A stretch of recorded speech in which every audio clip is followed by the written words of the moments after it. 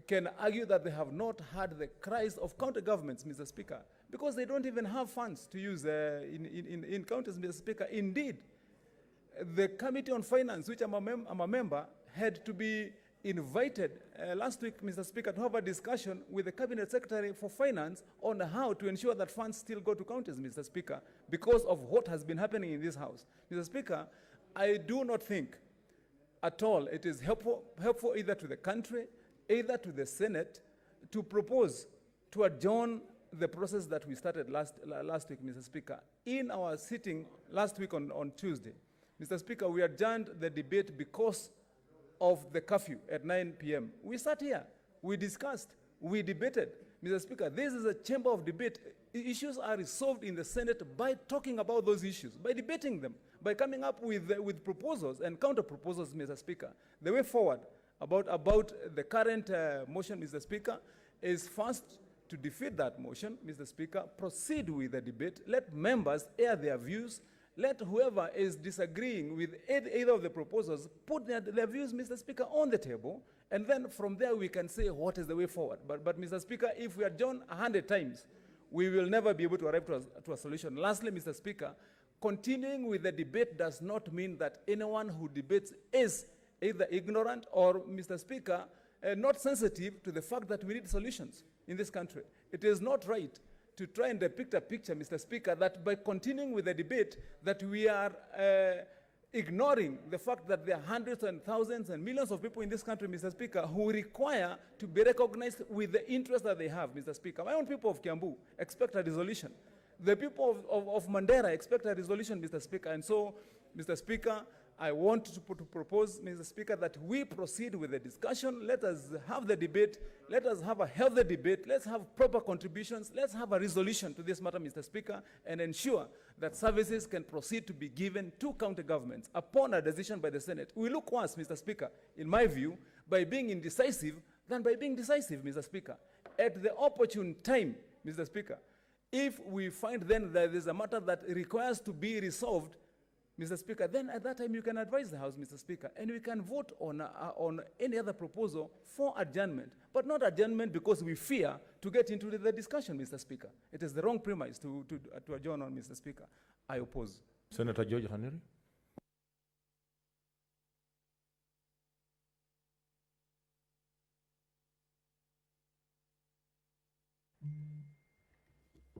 Mr. Speaker, I rise to support the motion that was moved by the Senator for Elgeyo Marakwet, Senator Kipchumba Murkomen.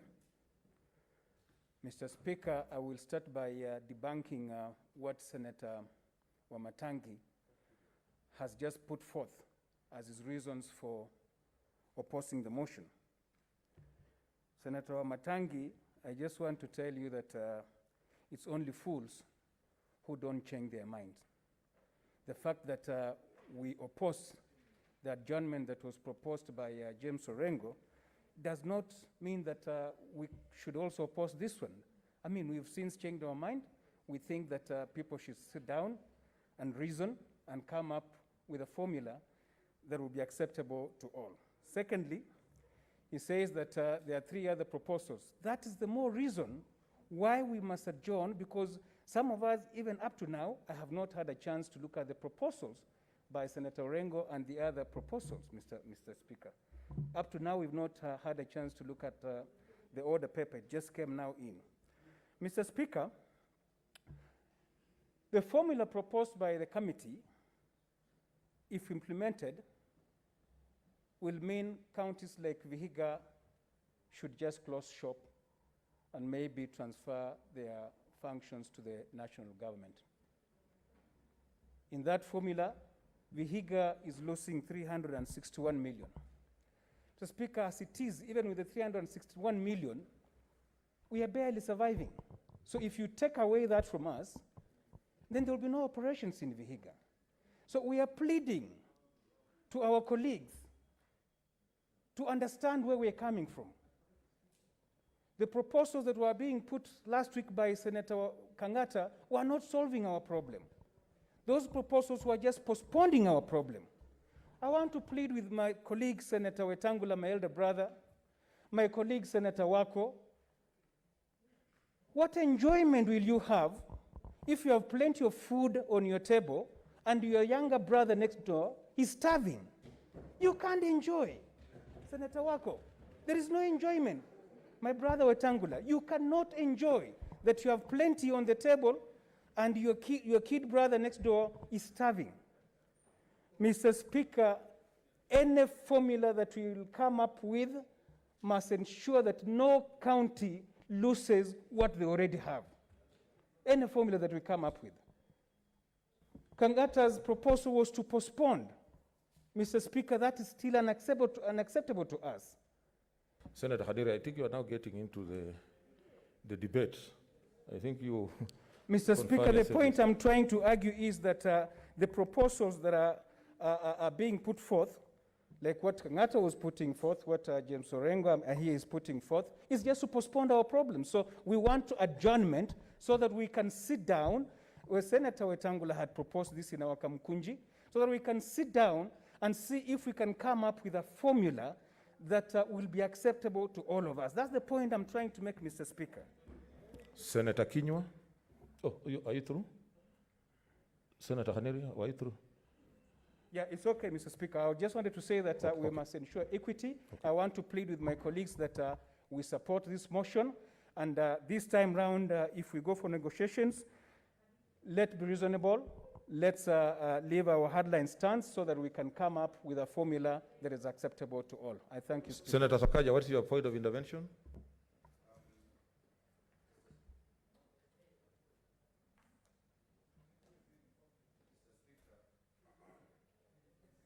Thank you very much. I encourage you to wear your mask. Yes, Mr. Speaker, I have a problem.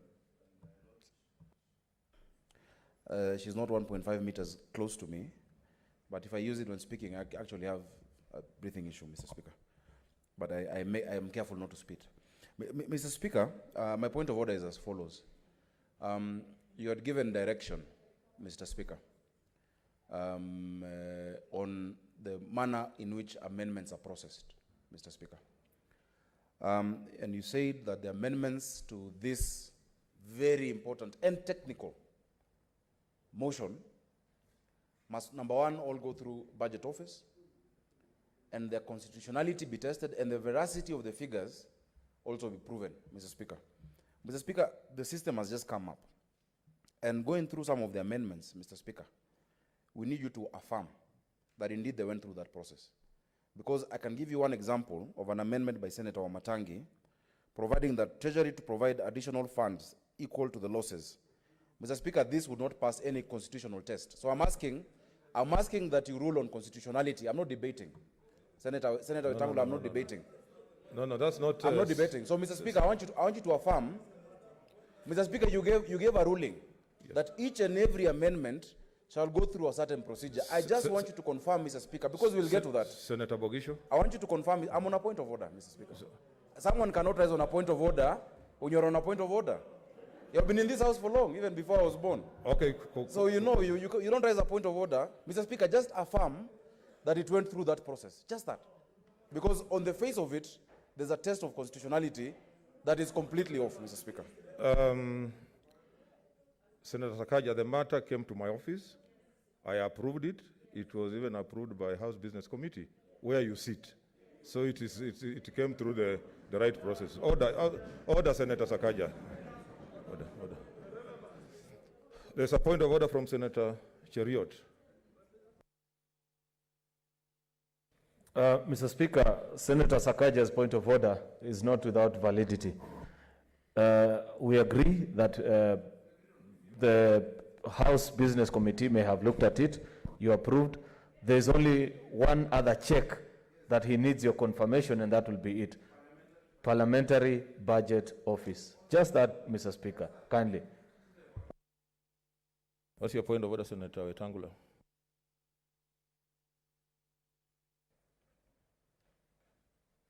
Mr. Speaker, the point of order by the Senator for Nairobi may be valid, but coming at the wrong time.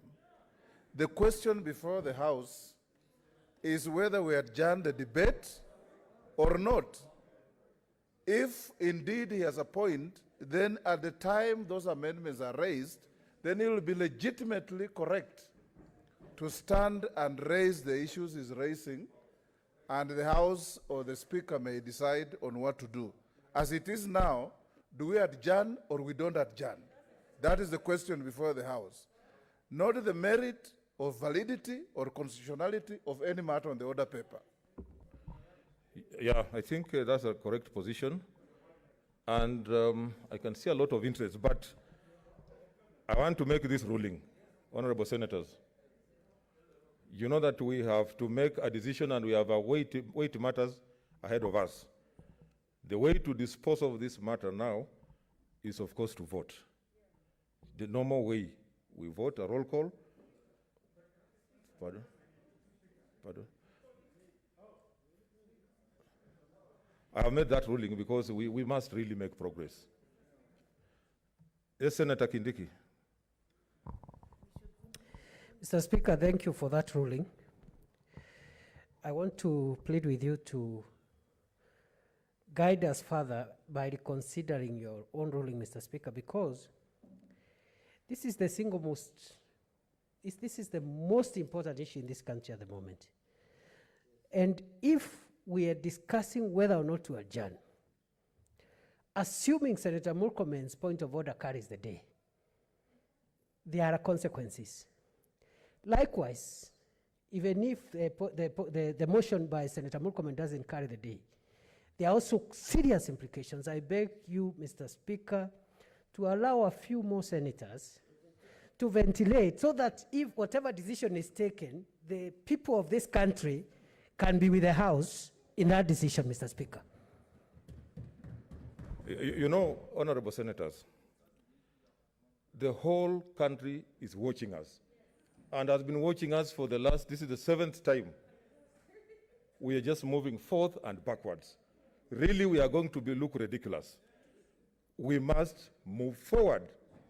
We must move forward, honorable senators, because the issues that are being raised now, you know, last time it was, somebody was saying something different, today saying something completely different from what they said, although with a lot of respect to my brother, Senator Khaniri. So I want us to take a vote so that we are able to determine whether we are making progress, whether we're moving forward or not. Because the arguments, people are getting into the substance of the debate, so that we are able, so I direct that the bell be rung for 1 minute.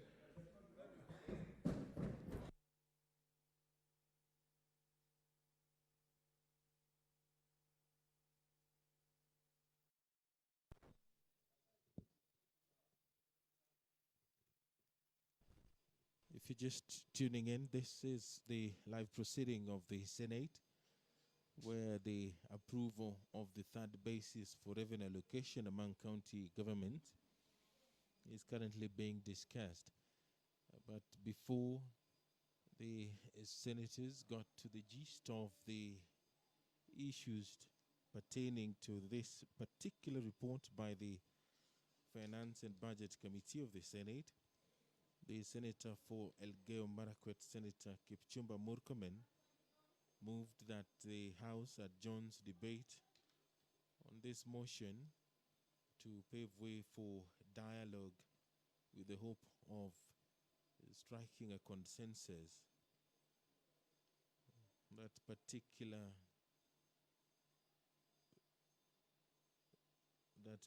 motion will be voted on as soon as the quorum bell stops ringing. The Senate Speaker, Kenneth Makelo Lusaka, the Honorable, ordered the bell to be rung for a minute. The senators will vote on that proposal by Elgeyo Marakwet Senator. This is the 7th time the senators are discussing the third basis for revenue allocation among the county government. Leaders, give us a tell us, huh?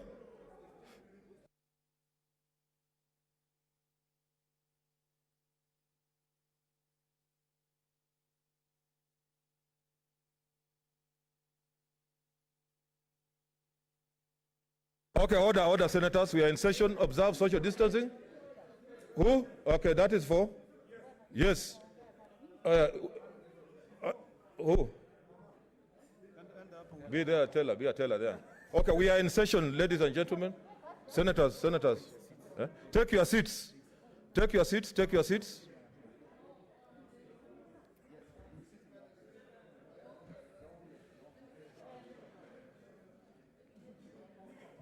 Take your seats. Take your seats, senators.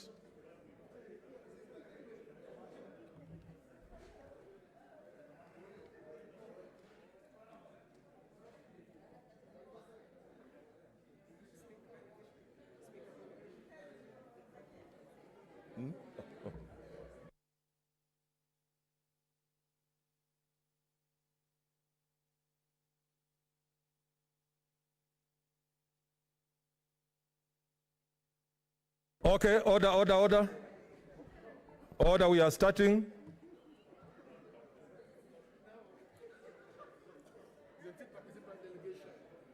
No. It's everyone. Okay, we are starting. Clerk, take your seats. Take your seats. No, everyone. It's all senators. Start. Senator Adan Dulo Fatuma.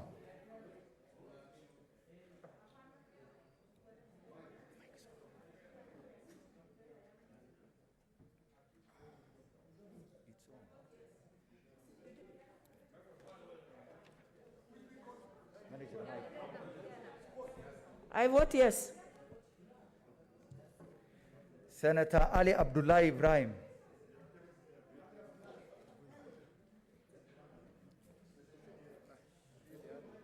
I vote yes. Okay.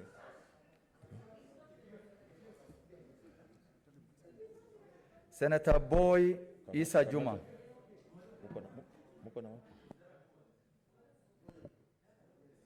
I vote yes. Senator Chebeni Masi.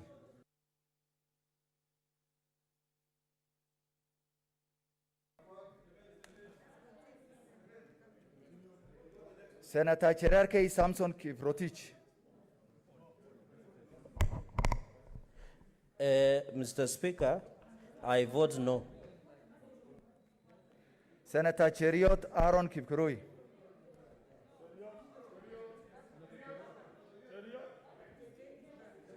Senator Cheriot.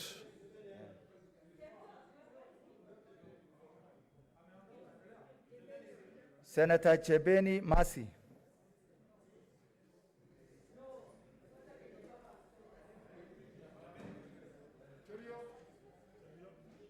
I vote no. Senator Gona. I vote yes for the amendment. Adjournment. Senator Gona Christine Zawadi.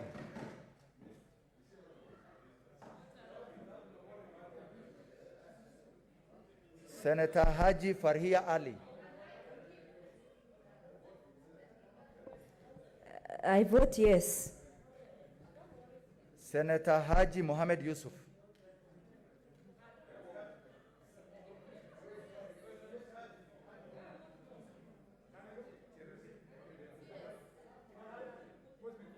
Senator Halake Abshiro Soka.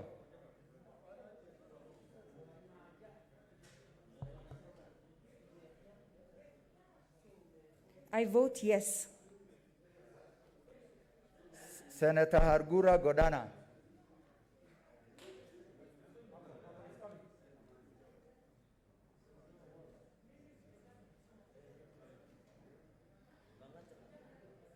Mr. Speaker, I vote yes. Senator Iman Falhada Deko.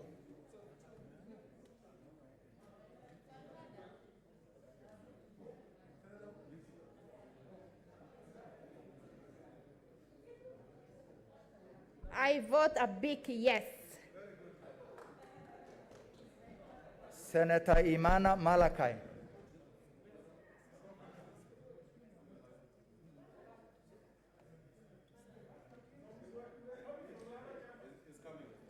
Senator Inima Gertrude Musurube. I vote no. Senator Kabaka Boniface Mutinda.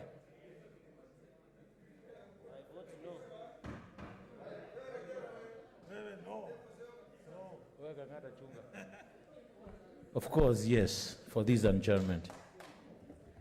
Senator Kajwang Moses Otieno. Senator Kajwang Moses Otieno.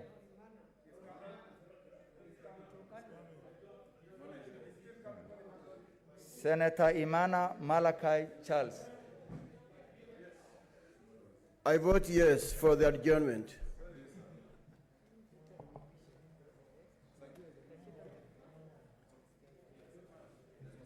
Senator Kamar Margaret. I vote no. Senator Kangata Irungu. I vote no. Senator Kasanga Sylvia. Mr. Speaker, I vote yes. Senator Ghaniri George.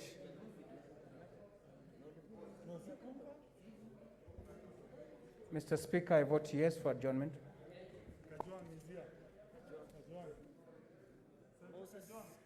Senator Kajwang Moses Otieno.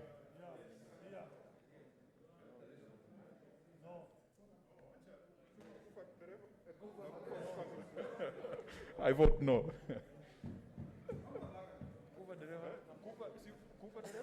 Senator Kibiru Charles.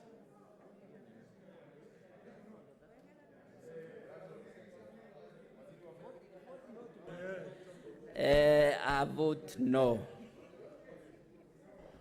Senator Kihika Susan. Social distancing, please. Wakarura. Social distancing, please. Social distancing. I vote no. Senator Kilonzo Mutula Jr. I vote yes. Senator Kimani Wamatangi Paul.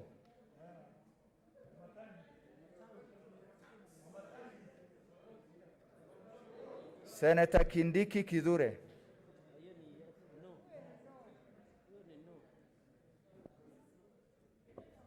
Mr. Speaker, I vote yes. Senator Kirinyaga Ephraim.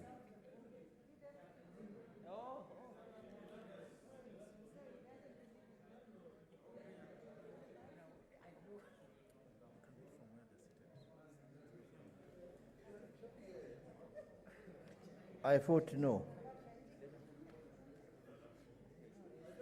Okay. If possible, vote from your station where you are, where you are sitting, so that we don't overuse the one mic. Okay? Yes. Senator Kimani Wamatangi. I vote no, Mr. Speaker. Senator Langat Christopher.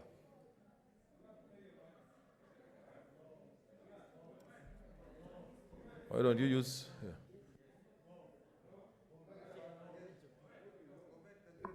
I vote no. Senator Lelegwe Tumbesi. I vote yes. Senator Linturi Franklin Midika. I vote yes for the adjournment.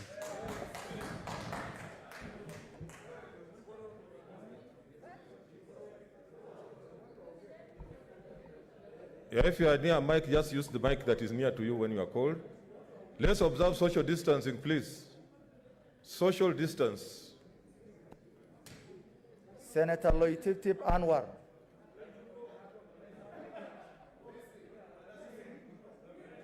Senator Locorio Petronila. Vote no. No. I vote yes. Senator Madzayo Stewart.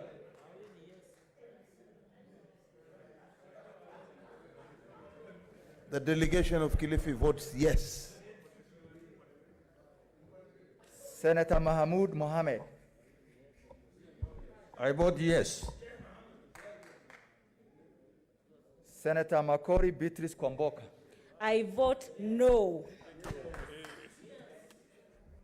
Senator Malala Cleophas.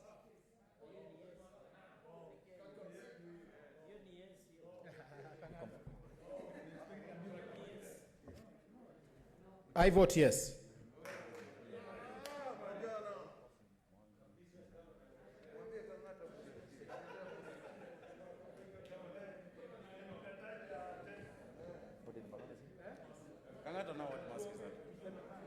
Senator Masitsa Naomi Shinyonga.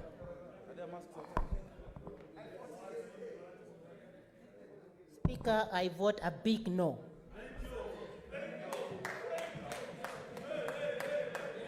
Senator Mbito Michael Malinga.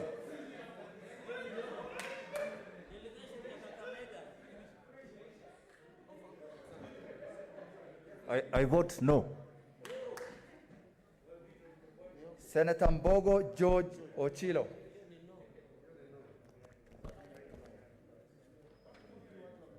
You can use the mics that are next to you. Mr. Speaker, I vote no. Senator Milgo Alice Chepkorir.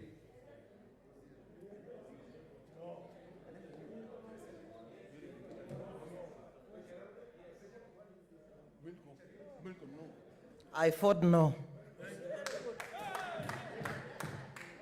Senator Mogeni Eric Okongo. Yes, Mr. Speaker, Senior Counsel Okongo Omogeni, with peace of mind, I vote yes. Senator Moi Gideon. No. Senator Mpaye Philip Silao.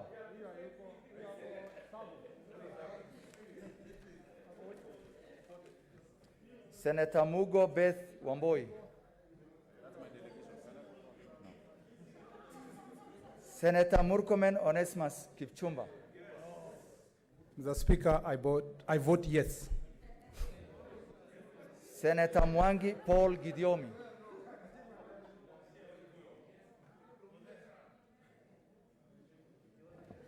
Mr. Speaker, sir, I vote no. No. Senator Mwaruma Jones Mwashushe.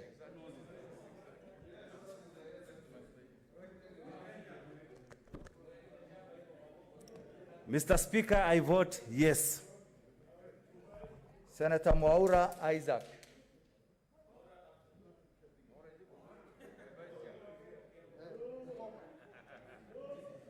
Mheshimiwa Spika, napiga la. Senator Mwinyi Mohamed Faki. Mr. Speaker, sir, I vote yes. Senator Nderitu John Kinywa.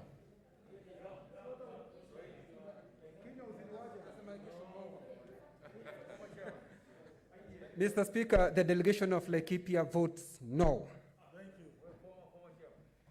Senator Ndwiga Peter Njeru.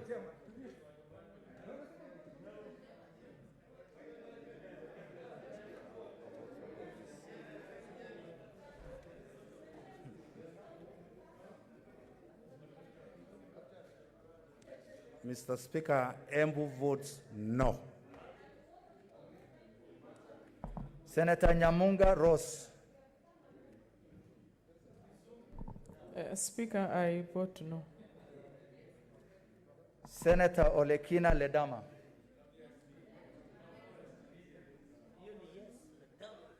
Mr. Speaker, sir, I vote yes. Senator Omanga Millicent. Mr. Speaker, I vote yes for adjournment. Senator Ongeri Samson.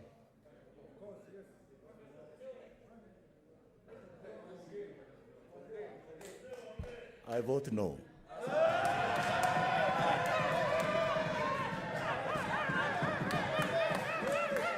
Senator Orengo James. Mr. Speaker, I vote no. Senator Outa Frederick Otieno.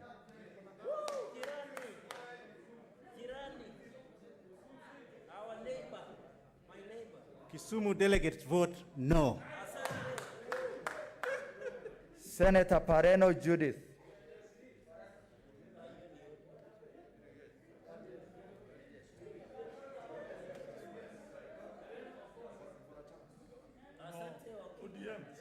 Mr. Speaker, I vote yes.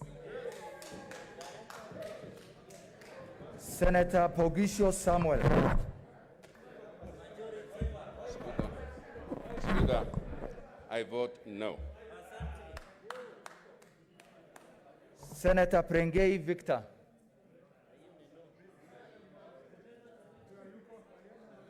Senator Sakaja Johnson. Mr. Speaker, I vote yes. Oh, you didn't hear, Mr. Speaker? Yes. To give that opportunity of wisdom, I vote yes. Senator Mary.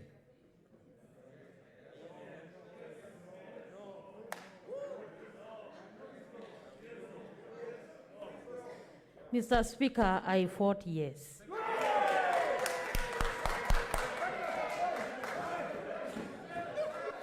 Senator Wago Naomi.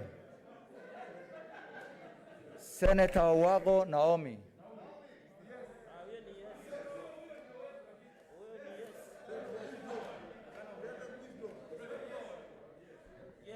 I vote yes. Senator Wako Siswila Amos.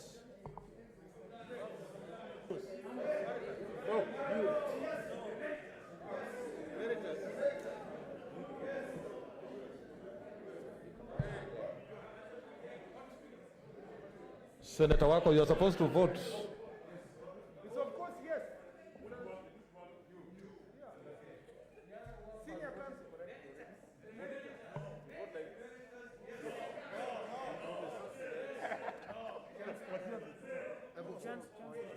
Observe social distancing. Senators. On this particular issue, I want to record an abstention.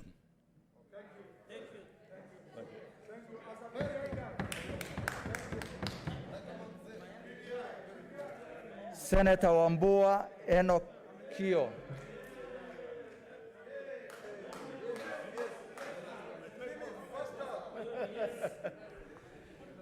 Mr. Speaker, to give senators an opportunity to unite this country, I vote yes. Senator Wario Golich Juma.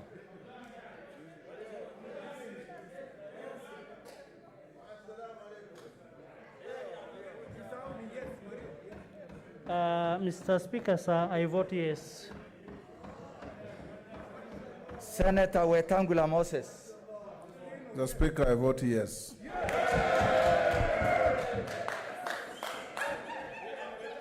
Senator Zani Agnes. I vote yes.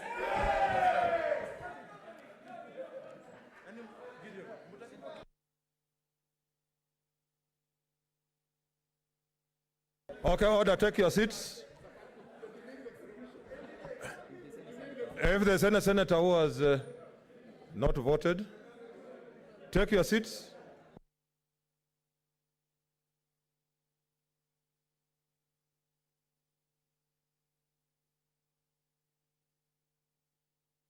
Senators, take your seats and sit in the right place, please. Please, please.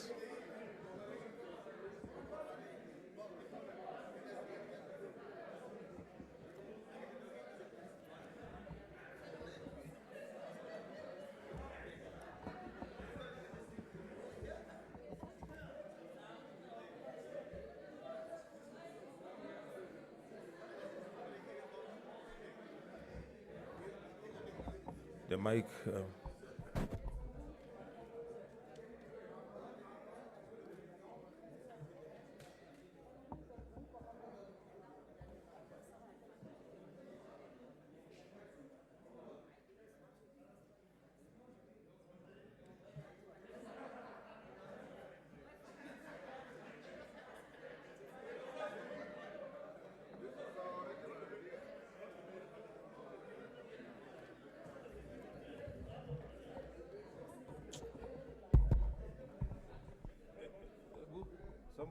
My mic is on.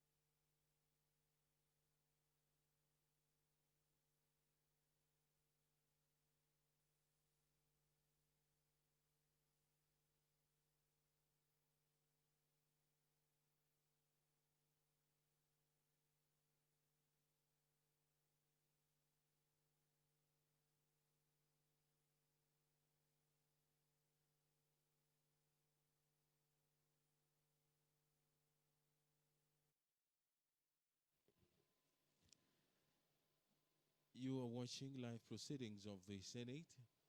The senators have finished voting.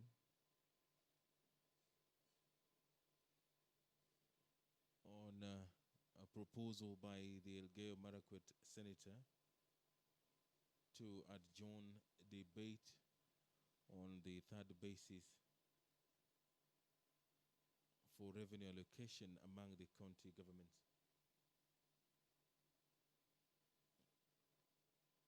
The results of that particular vote will be announced shortly by the Speaker of the Senate.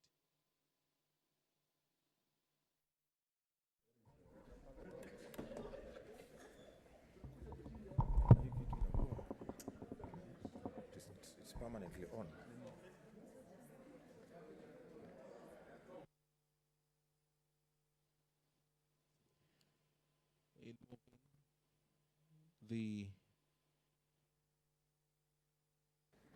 Okay, order, senators.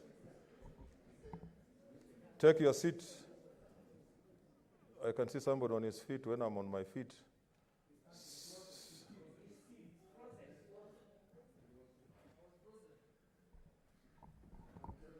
Okay, honorable senators, these are the results of the vote. Abstentions, 1.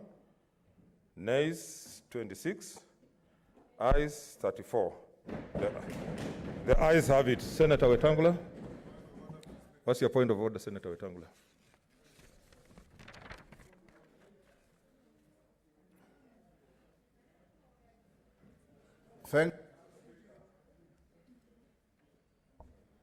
Mr. Speaker,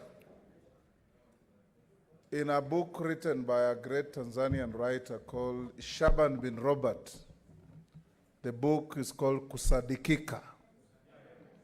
Shaban Robert says, mara mingi, and I'm quoting in Kiswahili because it's written in Swahili, mara mingi inji huficha mashujaa wake mpaka janga kuu litokee. Janga kuu limetokea. The country is sitting on edge, Mr. Speaker. All eyes are on this Senate. I want to urge you, sir, that having gotten this window, which was my idea in the first place when we had a Kamkunji out here, and we came here with Senator Orengo, we moved this motion, and the House rejected it, as it has the right to do. Now that we have retraced our steps, Mr. Speaker, I want to urge members that under Article 96 of the Constitution, every senator in this House represents all the 47 counties. That's what Article 96 envisages. We represent all the 47 counties. And I want to urge the leadership, the distinguished senator for West Pokot, the distinguished senator for Siaya, your office, Mr. Speaker, and all of us, that now we don't have the luxury of time. We must give the country a direction. Let's not make the country start rethinking the importance of this House. From the petitions that come to this House, Mr. Speaker, you can conclude without any fear of contradiction whatsoever, howsoever, that Kenyans believe in this House. They bring here each and every problem of whatever nature for the House to deal with. I want to urge you, Mr. Speaker, that now that is obvious, we are adjourning because the motion by the distinguished senator for Elgeyo Marakwet has been carried. We don't waste time. We look for a venue, sit as the House, and from the last meeting you took us to Bomas, Mr. Speaker, the new extension looked like even with social distancing and the fear of corona, we can still transact our business, or erect a dome at Nyayo Stadium and lock away everybody, and give these senators an opportunity, Mr. Speaker, with the constitutional body, CRA, the way we did in the last parliament, And those who are here, Senator Cheriot, Senator Orengo, Senator Khaniri, Senator Murkomen, can bear me, Senator Omatangi. We went to Nakuru, Mr. Speaker, Naivasha, at Enashipai. And we came back here and voted as 47 delegations voting yes. And Kenyans were the winner. In a majoritarian situation, Mr. Speaker, the winner takes it all. But is it the way we want to go for this country? Because, Mr. Speaker, we must understand that a pain to one Kenyan is a pain to all Kenyans. And if we take that attitude, Mr. Speaker, my county where you and I come from, Mr. Speaker, was gaining 928 million. But we are ready to let go, to sit with other Kenyans and say, we are ready to lose a little of that money for Wajir to gain a bit of what they have lost. So that we have some degree of equity. And Mr. Speaker, as I finish, one idea that this Senate is blind to. We are fighting over 316 billion in a budget of 3 trillion. Where do the other trillions go? Because if the other trillions were evenly spread and equitably developing the country, this protraction will not be there. But this is Kenya. This is our country. We know our failings. We hope we'll change. And I want to urge, Mr. Speaker, that you hit the ground running. If it means tomorrow you retreat us to solve this problem, let it be. Thank you, Mr. Speaker.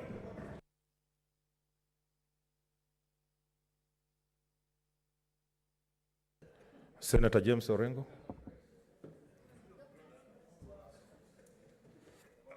Mr. Speaker, the House has spoken through the vote you have just taken. And Mr. Speaker, you know, I had moved a similar motion and seconded by the senator from Bungoma, Senator Wetangula, and it was negative. I'm glad that we have another opportunity to move a similar motion, but in contributing to the situation that has arisen, Mr. Speaker, if you read the Constitution on the chapter dealing with public finance and the chapter dealing with devolution, the emphasis is on the word equity throughout. But if you look at the chapter dealing with the Bill of Rights, it talks about equality. Whereas equality... Social distancing, please, Kangata. Mr. Speaker, dealing with equality is much easier than dealing with equity. And I think there are two fundamental principles contained in our Constitution. And when it comes to public finance and allocation of resources, we are dealing with a concept of equity. And Mr. Speaker, that's why, in fact, the last time when I was moving on a point of order to defer debate, my point was that taking a vote on the question of resources is always a very difficult question. But it is better for us to talk and achieve consensus. I emphasized the word consensus the last time, rather than a situation where we are creating gainers and losers. In fact, Mr. Speaker, the assimilation of the formulas, I think the original sin was when it was coming out that there were losers and gainers. In a free, democratic country where everybody is equal before the law, we should never be talking about losers and gainers. And finally, Mr. Speaker, in dealing with this very difficult subject about equity, equity is about needs. dealing with needs of communities, of individuals, and of areas of the country which probably are almost impenetrable because they don't lie at the center of the country. So I take this as a positive development, Mr. Speaker. I take it very positively and urge the House, and I would suggest that we meet, if possible, this week. Under the leadership and your guidance, we meet this week and report back Tuesday, next week. The reason why I'm saying this, Mr. Speaker, is because the consideration of the county allocation of revenue bill, understanding order number 182, is time-bound. And this particular matter which is before the House is also time-bound. I therefore urge you that we do consultations in such a way that we'll be able to come back here on Tuesday to consider this same issue.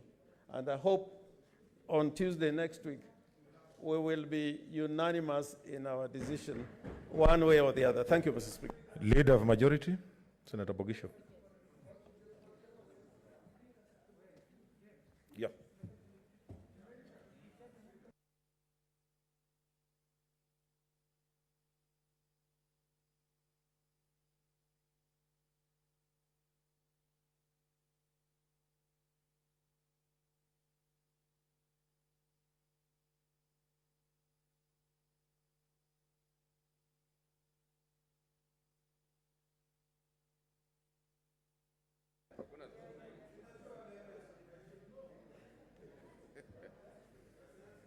Thank you very much, Speaker. Speaker,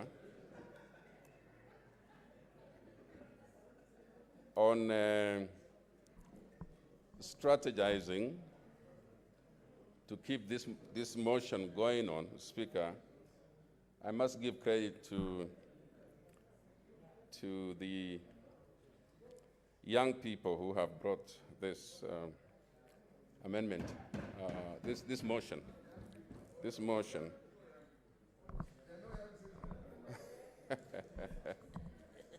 Speaker, it is good to know what a week in time can do. Where, Mr. Speaker, last week, same time, Senator Rengo and Senator Wetangula stood here to say the same thing that was said. I must congratulate Senator Murkomen for being able to change his mind and come over to this other side. Speaker, when we think about the motion on resources, what we have done today is to leave everything as is, which means we require to come back and proceed from where we left things. And so on an appointed day, Speaker, on the day that we appoint, we come back to the motion as it is, we come back to the amendments on order paper, and we make a decision again. So these consultations, Speaker, are around the same things. And so if we do postpone and extend the time to discuss, there must be therefore an orderly way, Speaker, of arriving at these things. I'm not so sure that the whole House at once needs to meet. I think, Mr. Speaker, that we need probably to start in small groups and proceed on to the entire House. But eventually, Mr. Speaker, we need to have the entire thing sorted out. We need to start afresh. And so we are simply buying time. And buying time, Mr. Speaker, depends now on your negotiation skills, depends on the will of the people. But, Mr. Speaker, because the House has spoken, the House wants to put this matter back on the order paper when we come back. We would want to therefore begin to say, Speaker, that leadership, as has been said, plus the membership of this Senate, reconsider the matters which we have done for so long. We've done this work for so long, Mr. Speaker, we know it like the back of our hand. We know the issues, we know exactly what we want, but we never seem to agree. And so, Mr. Speaker, I just want us to agree that this time, with the moments given, this short time given to us, I hope, Mr. Speaker, that we don't come back to ask again Kenyans for another postponement. We have had these moments before. And Mr. Speaker, that's why we wanted to move ahead today and just deal with the matters as they are. But because the House is supreme, we have agreed, Mr. Speaker, that we just come back. We are still the same people, but I hope this time, Mr. Speaker, we allow all 47 counties to be considered for what they are due, what their dues are. To be allowed, Mr. Speaker, to stop the bleeding, but allow also growth in those counties which have not been growing. I hope those kind of things we can reach a consensus on. So, Mr. Speaker, I do therefore just support and ask my colleagues that we move ahead with speed and bring this matter to a close. We are in agreement. Thank you.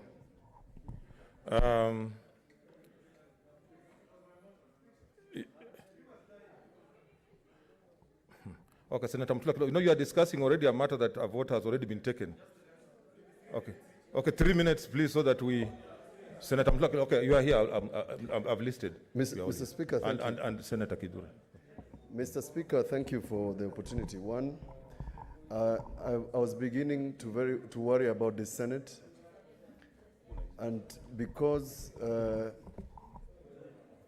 this Senate has got members. Mr. Speaker, this Senate has had the privilege of having members, including Wetangula, Senator Orengo, Senator Ongeri, and I can't remember who else, who sat in the National Accord Committee. This is a house of wisdom. And therefore, Mr. Speaker, my plea to the senators, personally, is that there are people who have been making very virulent statements against one another. Let's take this opportunity, and I'm talking to Senator Cherargei. I'm pleading with you to turn to the Lord. I'm pleading with you not to cast aspersions on anybody. I'm pleading with you to ask for prayers, because you are my junior, but you are my chairman.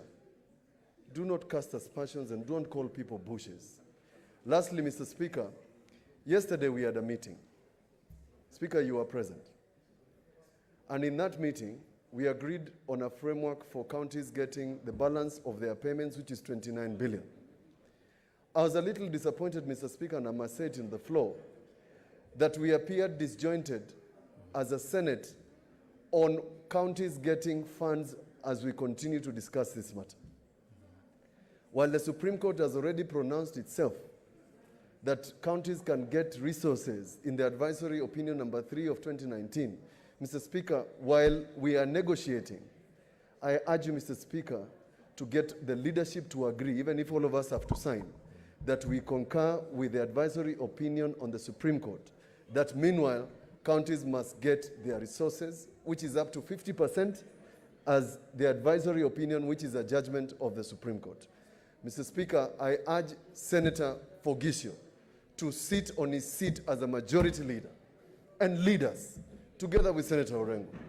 We have faith in all you people. My former chairman of WIPA, please lead the troops, because the division that we have seen in this House is in violation of Article 96.3. We must fight the outsiders. And those who are warning senators, we warn them that if you come for our senators, we will come for you too. Thank you. I'll just allow 2 minutes. Senator Kindeke Kindure, then I'll come. Yeah, it's been queuing, then I'm coming. I'll give you 2 minutes so that we... Thank you, Mr. Speaker. Mr. Speaker, we want to make it clear that it is not true that there will be a crisis in the counties, because they will be able to access 50% of what is due to them based on last year's figures. So we want to tell the media not to promote a narrative that counties will be in a crisis of funds. Secondly, Mr. Speaker, we had begun on a wrong footing where counties were pitted against each other, like the legendary story of Gog and Magog. And Mr. Speaker, I'm happy that this battle has now come to an end, and we are now 47 counties under the territory of Kenya negotiating for good funding of all our 47 counties from the national government, Mr. Speaker. Mr. Speaker, let me say the very bad terms that have been used in this debate must come to an end. Each and every county is unique and has its own different contribution to this country's progress. Mr. Speaker, as I said last time, the counties that are populous and the counties that are less populous must be seen as 2 feet walking our nation to progress and unity. And therefore, Mr. Speaker, the foot that is ahead must not feel proud or should not be proud. The foot that is behind should not feel ashamed because they know they keep on exchanging positions until they arrive at their destination, Mr. Speaker. I support the decision that has been taken. Senator Ledama.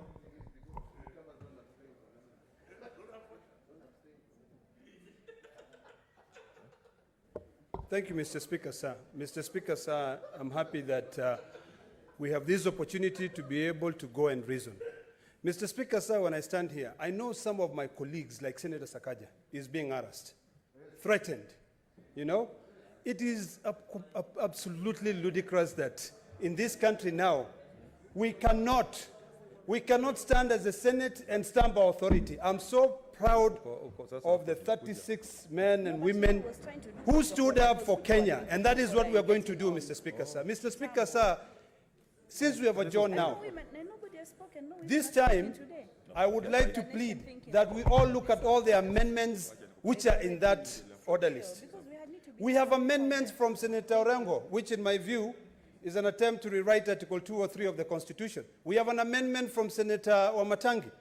There are other amendments from myself and others. I think the only way we can make progress, if we all sit down, discuss, so that we can figure out how we can be able to move forward, like my colleagues were saying. So, Mr. Speaker, sir, what I'd like to request, everyone out there, give us an opportunity to unite this country. Leader of majority. Those threats which are being There is a point sent. of order. There's a point of order.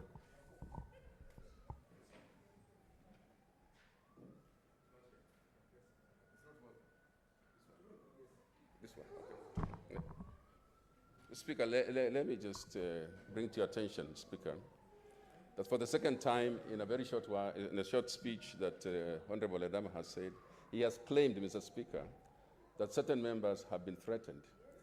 And Mr. Speaker, this is a House. It is only easy, Mr. Speaker, to substantiate instead of just making unsubstantiated claims, Mr. Speaker. Yes, it's important, Senator Ledama, that is that a point of order? Of course, a point of order, Senator Madzayo.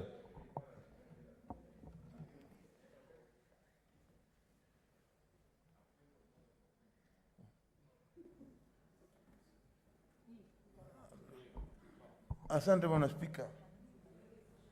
Bwana Spika, ni sawa kama seneta yoyote akiongea kuhusika na matishio ya seneta mwenzake, kama hiyo itakuwa ni makosa ama itakuwa si kulingishana na ule mjadala ulioko katika Senate. Je, ni haki kwa kiongozi wa walio wengi kuuliza swali kama hilo ambalo ni sawa kabisa? No, aliuliza, he said, since Senator Ledama had claimed that some senators have been threatened, it's only proper that he substantiates, because it's a grave matter that he's raising, if it's true. Tunajua ni nani ambaye anashtumiwa kwa kitu kama hicho. Asante Bwana Spika. Yes, substantiate. What's your point of order, Senator Cherargei?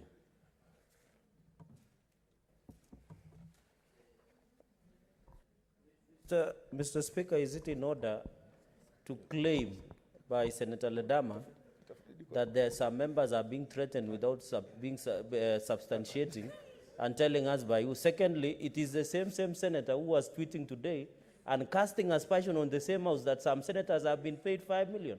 He is the same person who wrote in his official Twitter handle by saying some senators have been paid 5 million shillings, Mr. Speaker. So is he casting aspersion on the same members that is accusing some agencies of threatening them? What's your point of order, Senator Wetangula?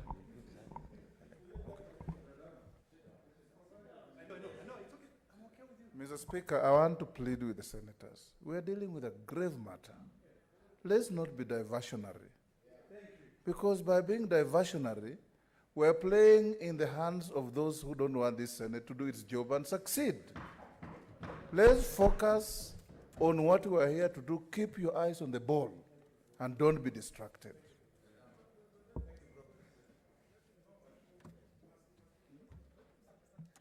Madam Speaker, as you prepare to take your seat,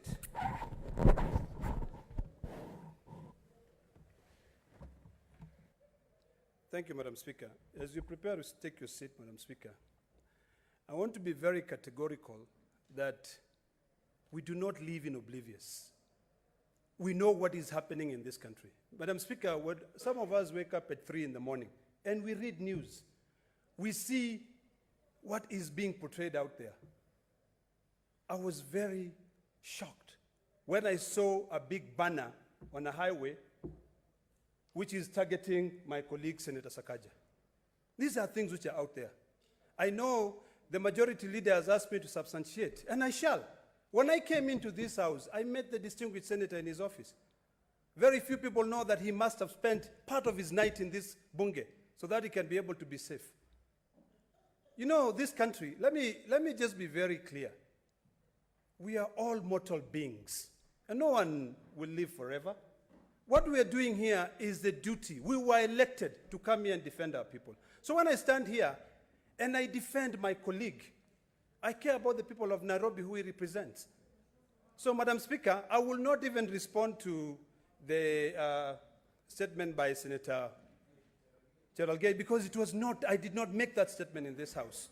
You can ask me from another platform and I shall do it.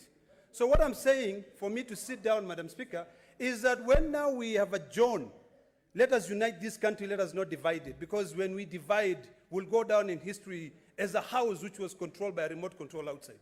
We are elected. And there should be a difference between an elected leader and somebody who is appointed out there to call the shots.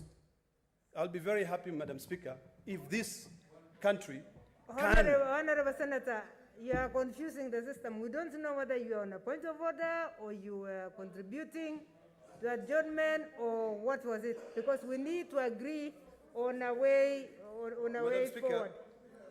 Madam Speaker, I actually do not blame you because you just walked in. Your brother, the Speaker, had given me an opportunity to comment on his... Were you to substantiate on something? And then, during the comment, I made statements which I was required to substantiate, and that's what I've been doing. Thank you. So, Madam Speaker, as I conclude, so that I can sit, so that it is clear on the Hansard, my comments are as follows. Let us take this opportunity to look at the amendments. Let us try. And if we do not have facts, there are so many institutions in this country that we can seek guidance from. Kenya Bureau of Statistics, to help us so that we can unite this country and not further divide it. I support. Thank you. What's your point of order, Senator Sakaja? Madam Speaker, Senator Cherargei is really surprising me. When your colleague stands and talks about... Are you standing on a point of order? Yes, that's what you've given me. Stand back, reverence, instead of telling us how surprised you are. Madam Speaker, why don't you listen to the entire remark I'm making? Of course we listen, Senator Sakaja. You don't tell us to listen, we listen, we know you. What we are saying is, can you point out the point of order, the standing order you are standing on?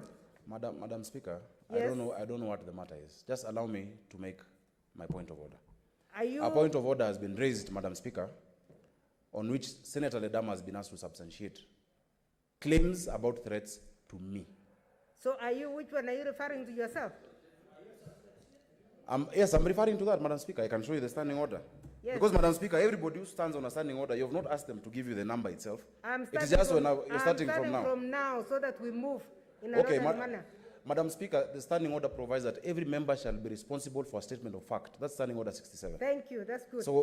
And I know the standing orders. Yes. Madam Speaker, I want to say the following. Yeah. First of all, it's unfortunate for colleagues. If he makes such a grave, allegation on a member, one of you, it becomes a laughing matter. Madam Speaker, I put it in public record. On Friday, I was being trailed by police officers, DCI, KBZ 317W. And I saw them, and they left. I raised it with the Inspector General of Police. He did not respond. Madam Speaker, yesterday, and let me not even talk about the other incident. Yesterday, there were reports of my impending arrest, so that I'm not here today. Madam Speaker, I heard that members in this House know. Some of you know it. Some of you are discussing it. Madam Speaker, I didn't even stay at my own home. I was in this Senate at 5:30 a.m. today. I sat in my car in the basement until midday. That is not a laughing matter, Senator Cherege. Madam Speaker, everybody here knows the kind of vitriol. Let me finish, Madam Speaker, because it's very, very hurting. Yeah, I'm only having one problem, Senator Sakaja. I wish you came with a statement. Let me finish. I will bring a statement. Yes. Just allow me to finish, Madam Speaker. If it happened to you, you'd be allowed to say it. I'm saying, while I'm going to allow you to conclude, I'm telling you that you had a very nice opportunity to make a very nice statement. Madam Speaker, when your life is threatened, you don't think of standing orders. You don't sit and plan. Okay. Madam Speaker, this is not a small matter. Okay. They were taking out of my house yesterday, the day before yesterday, I saw them. But Madam Speaker, the reason I didn't speak about it is because I knew the objective, and some of you who are strategizing might know, was for me not to come to the House. The person who votes after me in my delegation was told not to come, so that the vote will go on or another. Let me not speculate on that. Now that I have come and I've voted, those who want to arrest me, please go ahead, Madam Speaker. Madam Speaker, you have seen the vitriol. You have seen those banners being put up there for me to change my position. I am not one to be intimidated. I'm the son of Emily Ayoti Kubasu, a champion. I will not be intimidated. I stand for one Kenya. And finally, Madam Speaker, finally, because we've had people saying, oh, we'll expel you from the party, we will do this. I am persuading Senator Pogisho, the leader of majority, who I respect a lot, and the whip, Senator Kangata. You're the leaders. A party position is not an individual's opinion. A party position is not even your opinion. A party position is when you call your members, you caucus, you discuss an issue, you agree to disagree, but that agreement that is reached is binding. I've been a chairman of a party, I know that's what a party position is. But for those who think even you can do 10 more hashtags, it is okay. In fact, yesterday I helped them tweet them. You can even, now you can send, because you're not voting, it's okay. I was born in this town in Ngara, I'm used to this life. I can stay in cells, but I will stand for one Kenya. And the party position that I know, of Jubilee, is the position of one Kenya indivisible. I stand for that, Madam Speaker. So I'm glad, Madam Speaker, that now we have an opportunity. We have an opportunity, Madam Speaker, to look at the proposals which I had brought, the proposal which I've heard Senator Midika talking about, Senator Omatangi, we can harmonize, but this country will move forward together. But those threats, Madam Speaker, they mean nothing, and I'm ready for whatever consequence it is for the price of this country. People have lost more. They've lost lives, not just party positions, Madam Speaker. Okay, thank you. I see Senator Zani, is she on a point of order also? Senator Sakaja, I was saying you lost an opportunity to do your statement and members would have been able to talk on it, but not now. So we'll not go that direction because we need to agree on a way forward for the decision that we have made. So you'll do that later. Okay, Senator Zani. No, I was just telling you as a matter of fact that if it was a statement, then other members would have made reference to it, but we don't want to direct ourselves in the wrong direction without a motion on the floor.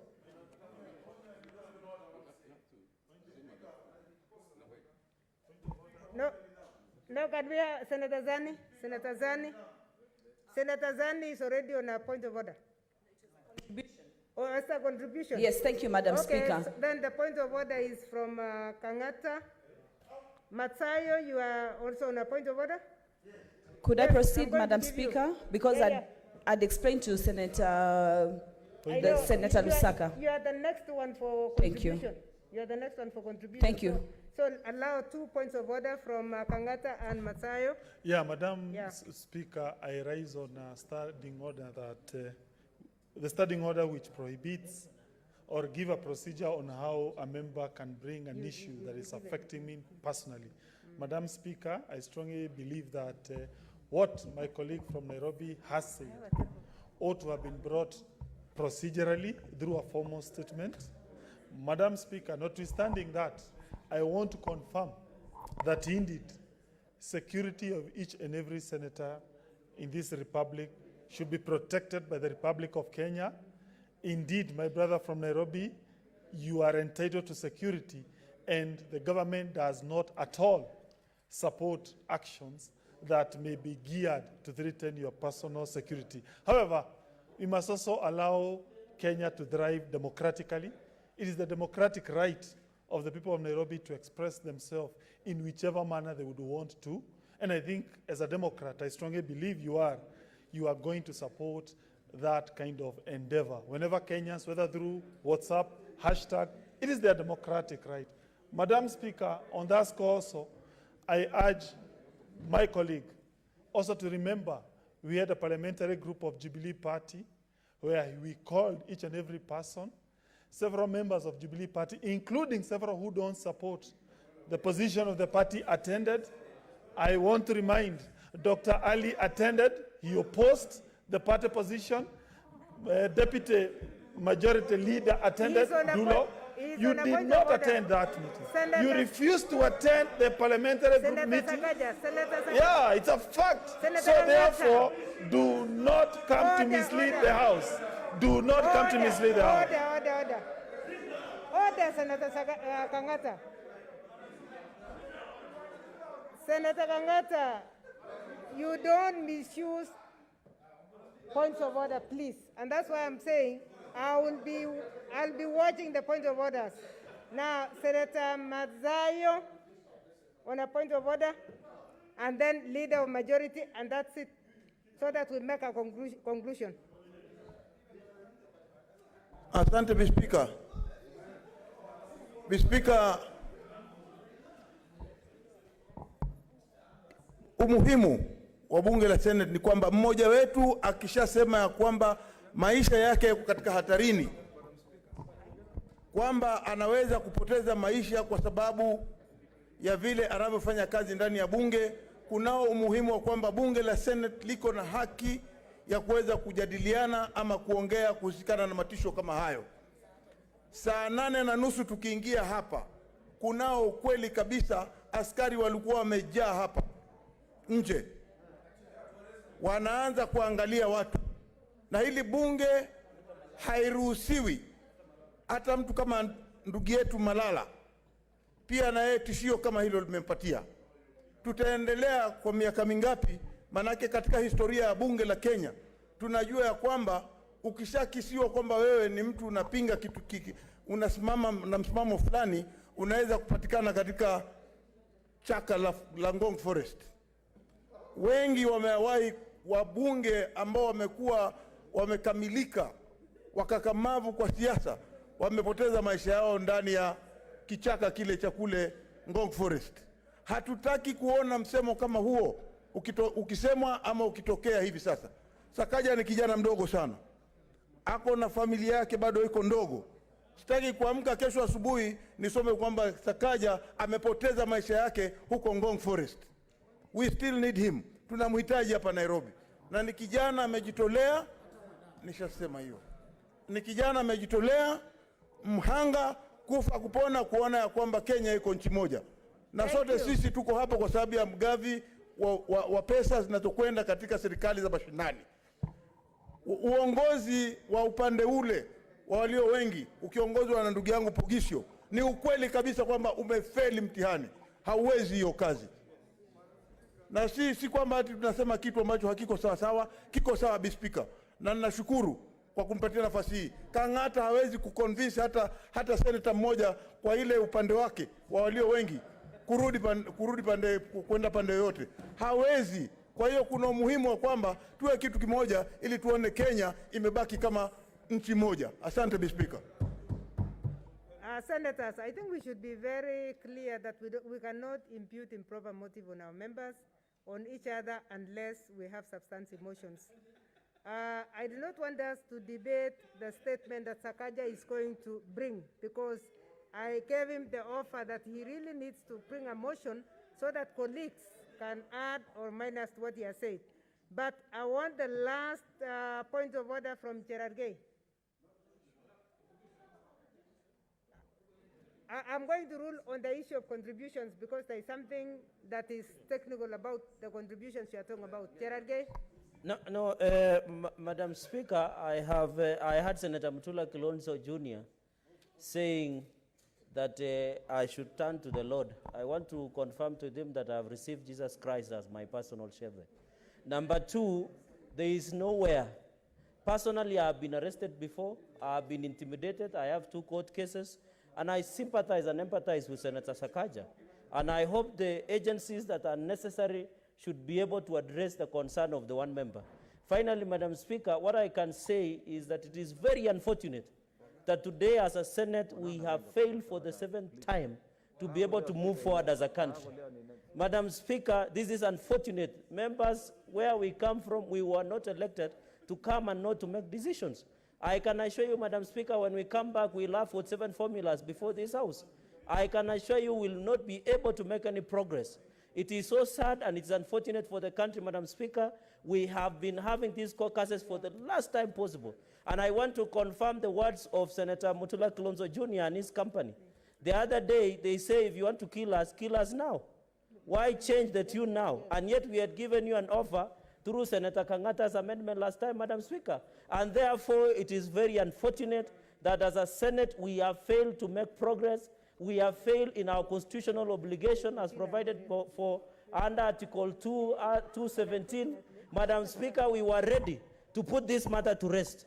And the more we procrastinate as a Senate, it is a bad picture before the public, Madam Speaker.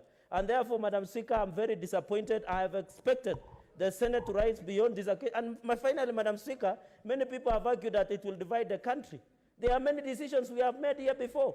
We kicked out Senator Kithure Kindiki. Is Tarakanite divided or the country divided? No. Let us stop this hogwash we are selling to the public. It is unfortunate that we were never able to proceed. But on the issue of Senator Sakaja, Madam Speaker, let your office take it with it matter seriously. And I want to urge those people who are trailing to Senator Sakaja that they should just lobby him. He's a good man. They know where to find him. Before curfew hours, they can be able to see him and discuss him and be able to support us. I thank you, Madam Speaker. Senator Bokisho? He is not contributing on this matter. I think he had a point of order. Madam Speaker, I really On a point of order. It's a point of order. Madam Speaker, when we... Honorable Senators, when you have one person on a point of order, yeah, we allow that person to prosecute, then we'll come to you. Madam Speaker, you know the motion to adjourn was adjourned. I mean, we adjourned. Yeah. And then using standing orders, we have reopened debate. This matter was already resolved. Mr. Speaker, debate has been suspended.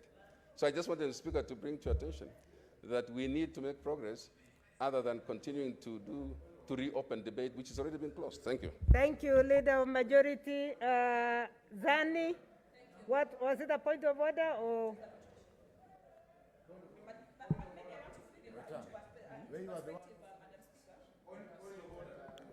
You know, when we did put the motion to adjourn, yes, we did put a motion to adjourn, and I think what we're trying to do is just to make sure that during the period when we are adjourning, certain things happen the way we expect them to.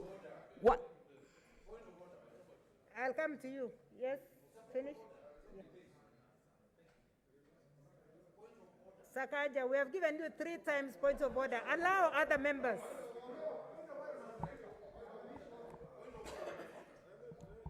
Senator Sakaja? Madam Speaker, when I rose on a point of order, you told me that I have to show the standing order I'm rising on. Yes. And I told you don't do that to anybody else. Everyone subsequent, including the Leader of Majority, including now Senator Zani and everybody else, you forget your new rule. Madam Speaker, please be fair. I'll stick to be fair. I'll stick to my new rule. Thank you. Please be fair, Madam Speaker. Senator Zani.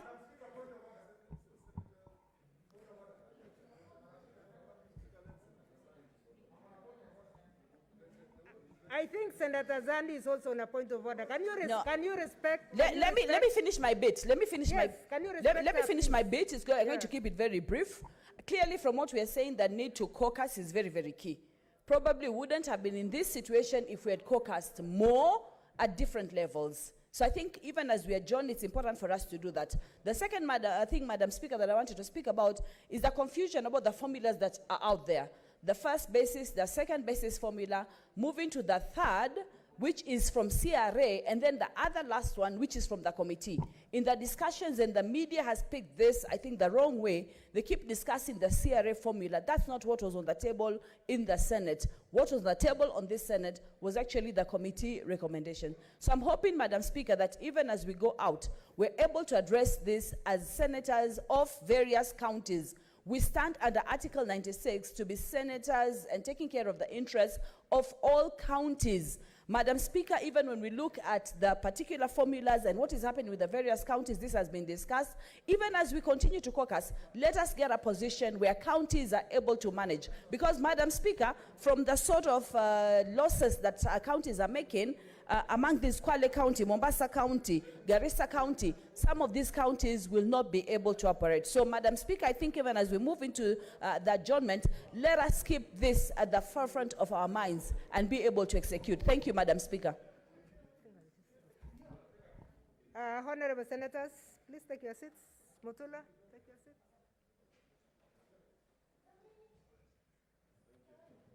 Honorable Senators,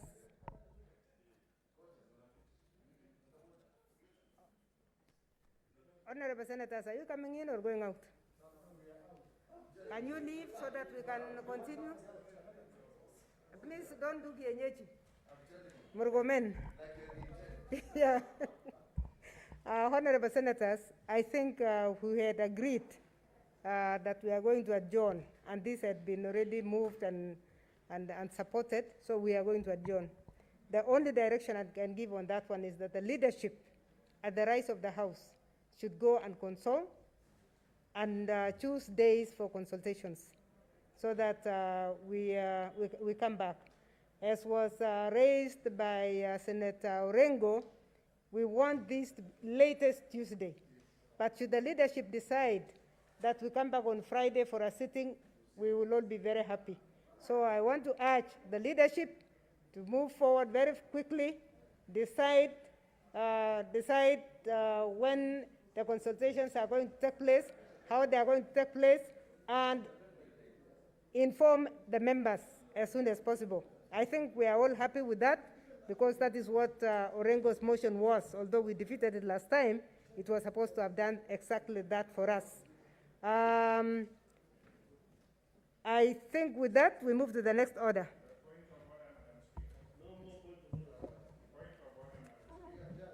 Yes, point of order from, and please don't take us back to the old one because we have already ruled on that one.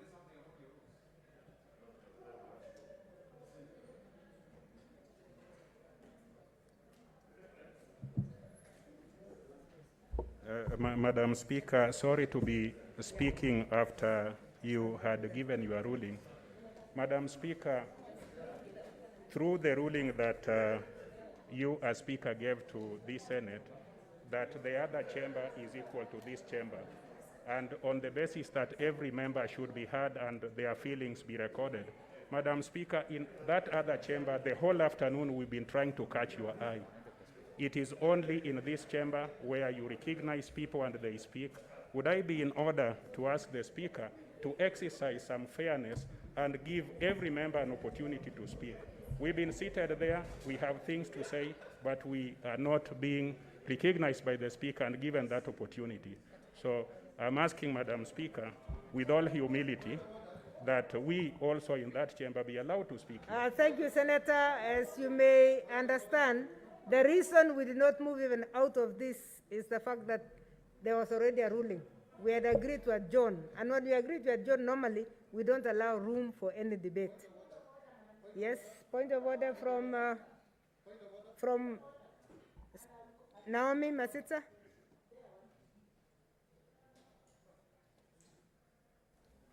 What's Madam your point Speaker, of thank order? you very much. I'm standing on point of order. Madam Speaker, it is very hardened that we cannot catch your hand, we can't catch any of the speaker's hand when we want to speak, and you repeatedly keep the same people in this house. Are they special than us who are here, that we cannot even speak even a word?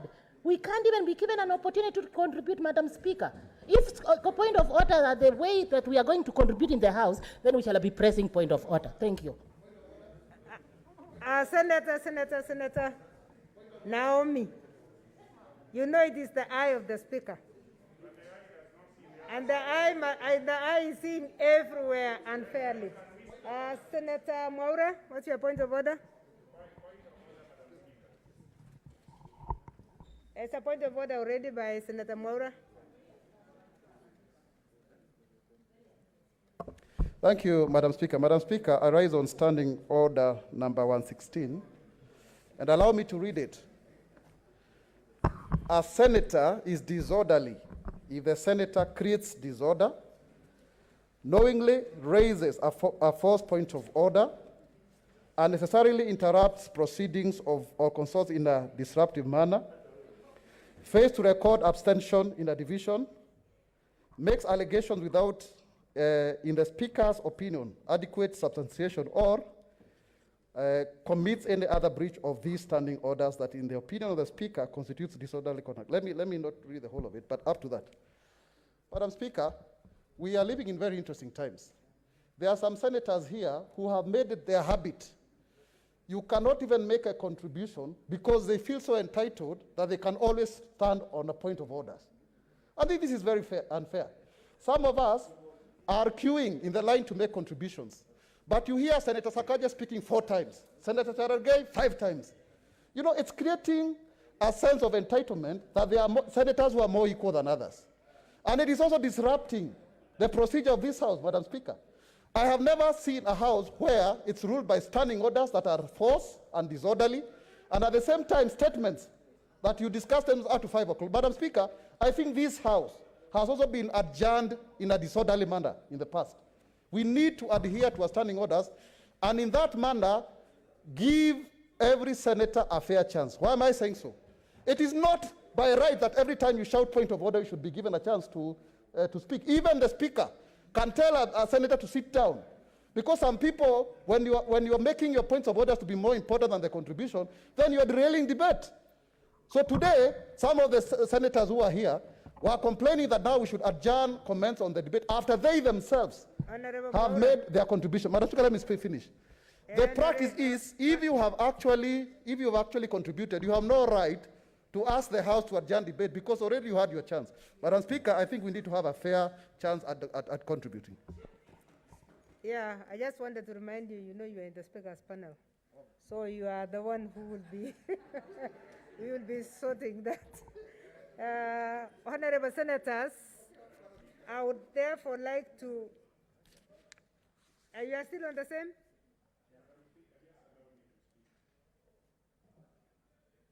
Madam Speaker. We have noted the extended chamber.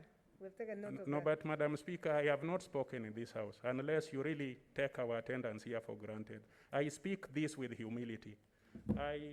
Not just about myself. I thought you have already made your point. No, but you didn't give a ruling. Do we have a right to speak on any subject, or we just leave? Because we cannot which subject are you talking about, Senator? Madam Speaker, the adjournment you ruled on. The adjournment. Can I make my point, Madam Speaker? I want even making the point, you didn't let me. Can you let me make the point? Because, Madam Speaker, we have been seated there. This matter, the adjournment had been done. Everybody spoke about it on a point of order as a matter of right. Some of us who were there who wanted to speak, you didn't allow them to speak. So what are we doing in this house? I'm trying to help you. I don't know why you don't want. No, I just want an opportunity to speak. If that is how you want to help me, let me sit down and then you help me. Senator, if you look at your standing orders on motions of adjournment, once they have been pronounced, are not debated. People started using the points of order, and I think Senator Maura is right to say to some extent, people have misused the point of order. And that's why I was insisting that we need to start making reference to the point of order when we are doing that. Because adjournment means the motion is coming back. And we wanted to be able to move and make reconciliations that we want to do. So if you want to contribute using a point of order, then it's again disorderly, the way the other members just read. I would like to persuade you that because the motion has been stood down by an adjournment, that we will go and come back to discuss the same.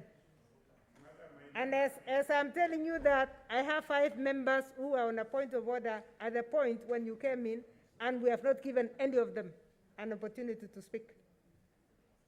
5 have pressed right here. So please, let's agree that we have adjourned. Honorable Senators, I want to inform you that consultations are going to be held within this week, and communication that I've received is that on Tuesday is when we are going to pass the same. So please check your pigeonholes, check your WhatsApp and your emails to get information on where the consultations will take place. But we are going to finish to do consultations within the week, and next week, Tuesday, we are going to vote on the same. This is good for us, so that the country knows that we have ruled on when that is going to take place. Thank you, Senators. Honorable Senators, that being the case, I would like, therefore, to defer order number 12, which was the motion brought in by Senator Sakaja, because it relates to the same negotiations and consultations that are going to take place within the week. So, next order.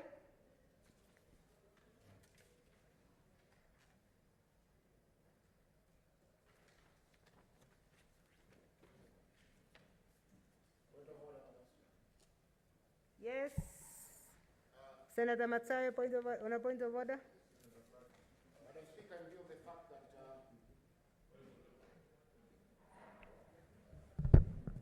yes, in view of the fact that some of the main motion has been deferred, maybe we could go back to the petitions so that we may dispose of some of them for members who are here, so that we can move on.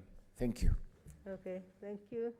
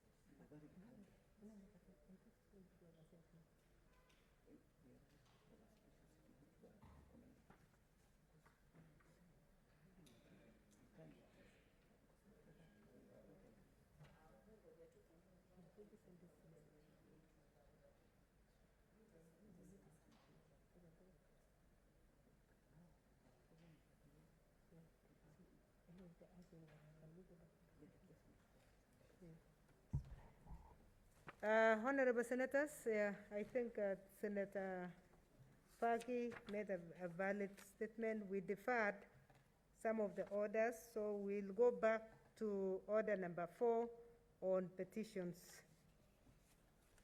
And for that petition, we have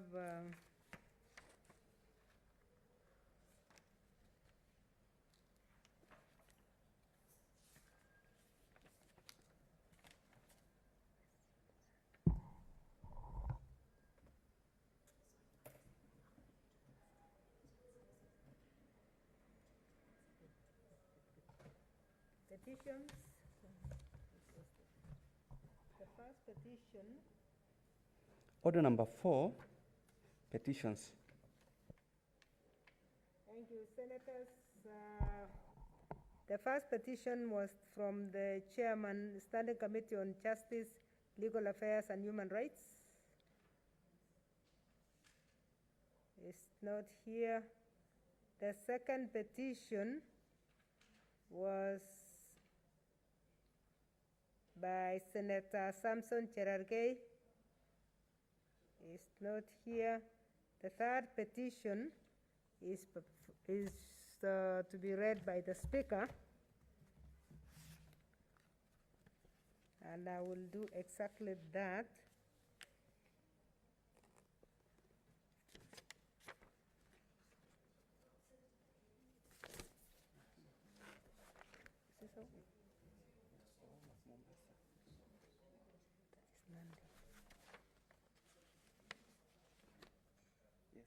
Is this all? Honorable Senators, there is a petition to the Senate concerning historical land injustices regarding plot number 162/V/MN CR 1070.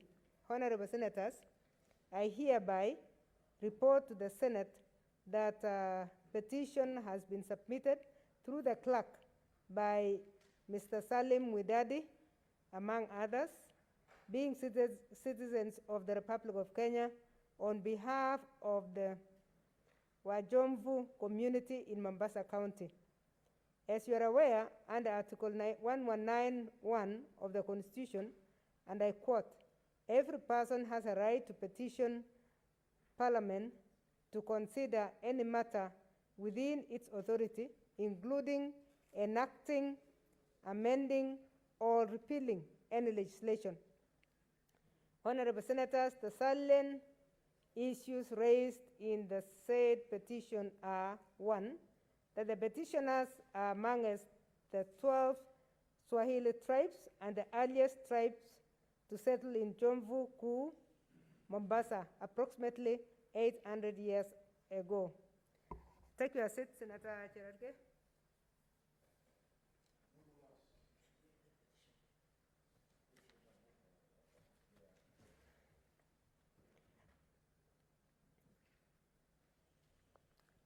The Honorable Senators, the silent issues raised in the said petition, I want to read again, is: 1, that the petitioners are amongst the 12 Swahili tribes and the earliest tribes to settle in Jomvu Kuu, Mombasa, approximately 800 years ago. 2, that in 1877, a Jomvu elder allocated Dr. Kraft a parcel of land to establish a church. But however, when the land adjudication was done in 1923, the Methodist Church was allocated 150 acres of the Wajomvu community land. 3, that recently the Methodist Church have embarked on a subdivision exercise and sale of the land to third parties. 4, that the land is in the ancestral land of the Wajomvu community, who have been using the land for their livelihoods, cultural, religious purposes, and that it is their route to Jomvu, Maungucha, their fishing grounds, and further that the community has no alternative land to settle in. 5, that 3 years ago, the community submitted a memorandum on the matter to the National Land Commission, but to date, no response has been given. 4, the petitioners therefore pray that the Senate undertakes an inquiry into the matter with a view to resettle the local community on their land. 5, Honorable Senators, pursuant to Standing Order 231, I shall now allow comments, observations, or clarifications in relation to the petition for not more than 30 minutes.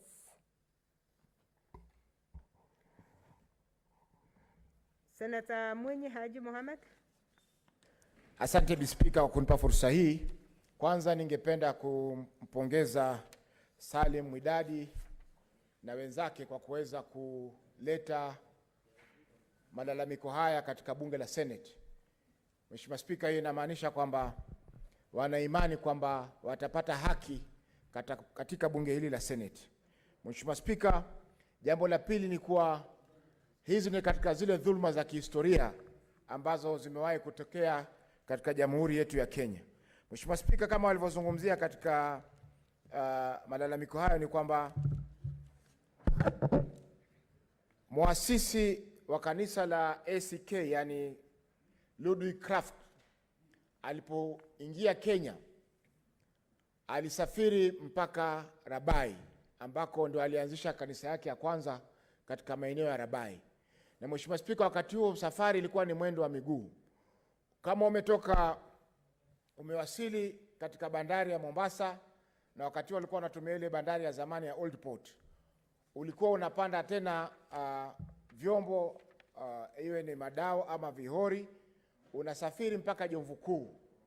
Alafu Jomvu Kuu ndio unashuka katika safari ya maji, sasa unaanza safari ya mguu kuelekea zile sehemu ambazo unaelekea.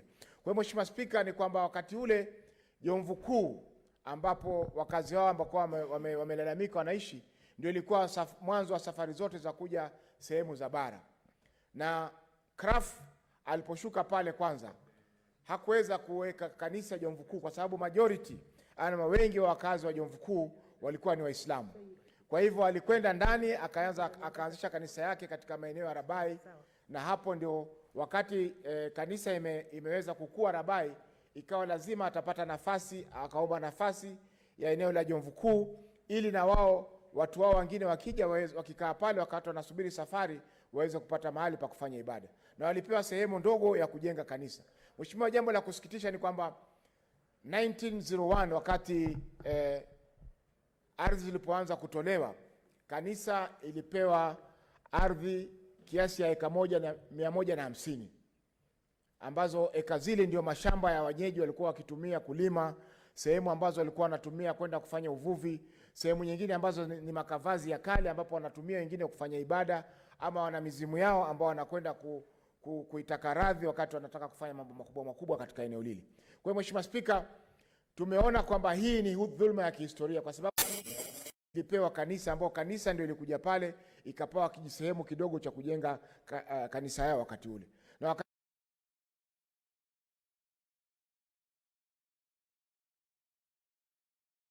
kuwe na kanisa, lakini baadaye wakakubali kuwa na kanisa. Vipi kanisa liweze kuja kupewa eka 150 wakati wakazi hawajapewa ardhi hata kidogo? Mheshimiwa Spika, jambo la pili ni kwamba Kraft alipokuja alikuwa na kanisa yake ni ya ACK. Na hata ukienda Rabai hivi sasa utapata kwamba kanisa ya Evangelist Kraft ilikuwa kwenye ACK.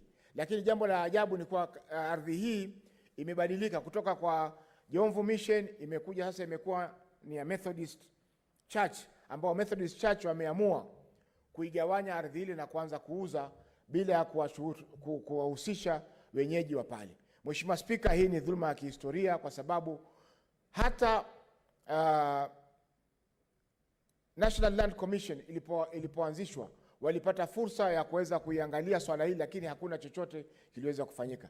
Ndio maana wakazi wakaja katika bunge la Senate kutaka wapewe haki kwamba ardhi hii ni ardhi yao ya kihistoria, ni ardhi ambao wameikalia zaidi ya miaka 1000 sasa kutoka walipokaa mahali pale, wametumia kwa ukulima, wametumia kwenda kwa baharini kuvua, na vile vile wametumia kama sehemu zao za kale za kuweza kuomba Mungu wakati wanahitajika kuomba Mungu. Kwa hiyo Mheshimiwa Spika, tunaomba kamati husika iangalie swala hili kwa undani, iangalie swala hili kwa haraka, kwa sababu juzi, wiki mbili zilizopita, kulifanyika maandamano makubwa katika eneo la Jomvu Kuu, ambapo baadhi ya watu waliweza kushikwa na polisi kwa sababu wameandamana kutaka haki yao. Mheshimiwa Spika, serikali katiba yetu inatoa fursa ya watu kuandamana wakati kuna matatizo au wakati wanataka kueleza malalamiko yao. Kwa hiyo Mheshimiwa Spika, hatuoni sababu gani watu wale waliweza kukamatwa na vile vile kupelekwa mahakamani wakati kitu walikuwa wanatetea ni haki yao ya kuweza kupewa ardhi yao ya kihistoria. Mheshimiwa Spika, ardhi ndio chombo kubwa cha uzalishaji mali. Kwa hivyo hatuwezi kuwanyima wakazi wa Jomvu Kuu, hatuwezi kuwanyima Wajomvu, Mheshimiwa Spika, ardhi yao wakati kwa sababu ya dhulma za kihistoria ambazo zimefanyika katika nchi yetu. Katiba yetu ya mwaka 2010, Mheshimiwa Spika, ni katiba ambayo inarejesha haki kama hizi kwa wenyeji ili waweze kupata haki zao na kuona kwamba haki inatendeka katika eneo lile. Kwa hiyo Mheshimiwa Spika, naunga mkono pendekezo malalamiko haya ya watu wa Jomvu, na tunataka kamati husika, Mheshimiwa Spika, ifuatilie swala hili kwa haraka ili tuweze kupata ufafanuzi mapema kabla ya kujatokea maafa kutokana na swala hili. Asante Bi Spika. Thank you, Senator Ochilo. Hayako.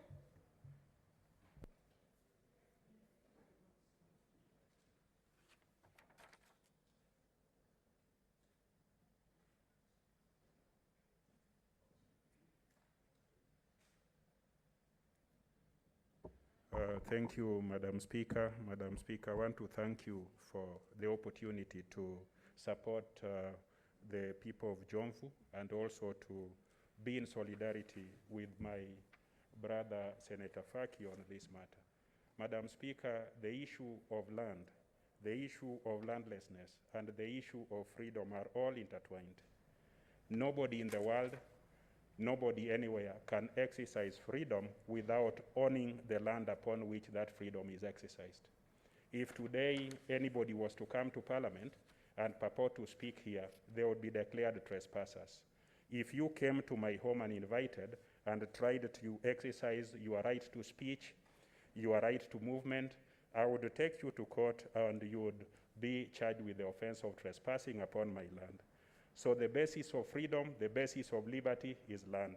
And any person who is landless in Kenya, who does not have a place that they can comfortably do what they are supposed to do under our fundamental freedoms, are people whose freedoms have been denied. So the Jomvu people, the Mombasa people, who for one reason or other lost the right to that land, are people we must be in solidarity with. And the committee to which this matter will be referred to must look at this matter urgently, must look at this matter fairly, knowing that certain Kenyans are displaced and are therefore unable to exercise their right to freedom of any kind. Madam Speaker, back in my county, Migori, and in any other county, all the public and community land parcels that are placed under county governments or national government, when opportunity to divide them arises, Madam Speaker, you will find that these opportunities are given to business people, are given to those who know how to approach the determinants of allocating this land. The people who are disadvantaged, who are not having voices, are locked out. We have large parcels of land in Nyatike, which is public land. The public land in Nyatike is being used for nothing. We have landless people in Nyatike. We have large parcels of public land in a place in Migori called Lichota. These parcels of land are now being designed for development, but there are landless people in Suna East and Suna West who do not get this opportunity. So I want to plead with the committee to which this matter will be referred to first know that human beings who have nowhere else to go must be considered by way of priority for allocation of land, because they also need somewhere where they can exercise their freedom and also be productive members of society. So I am in total solidarity with the people of Jomvu and the people of Mombasa as they try to resolve this matter.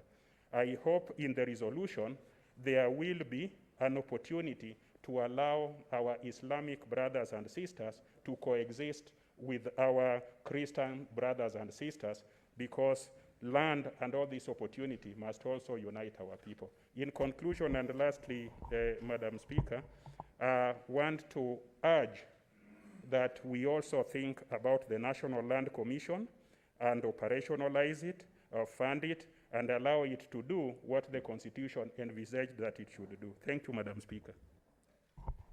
Thank you, Senator. Senator Agnes Zani Philomena.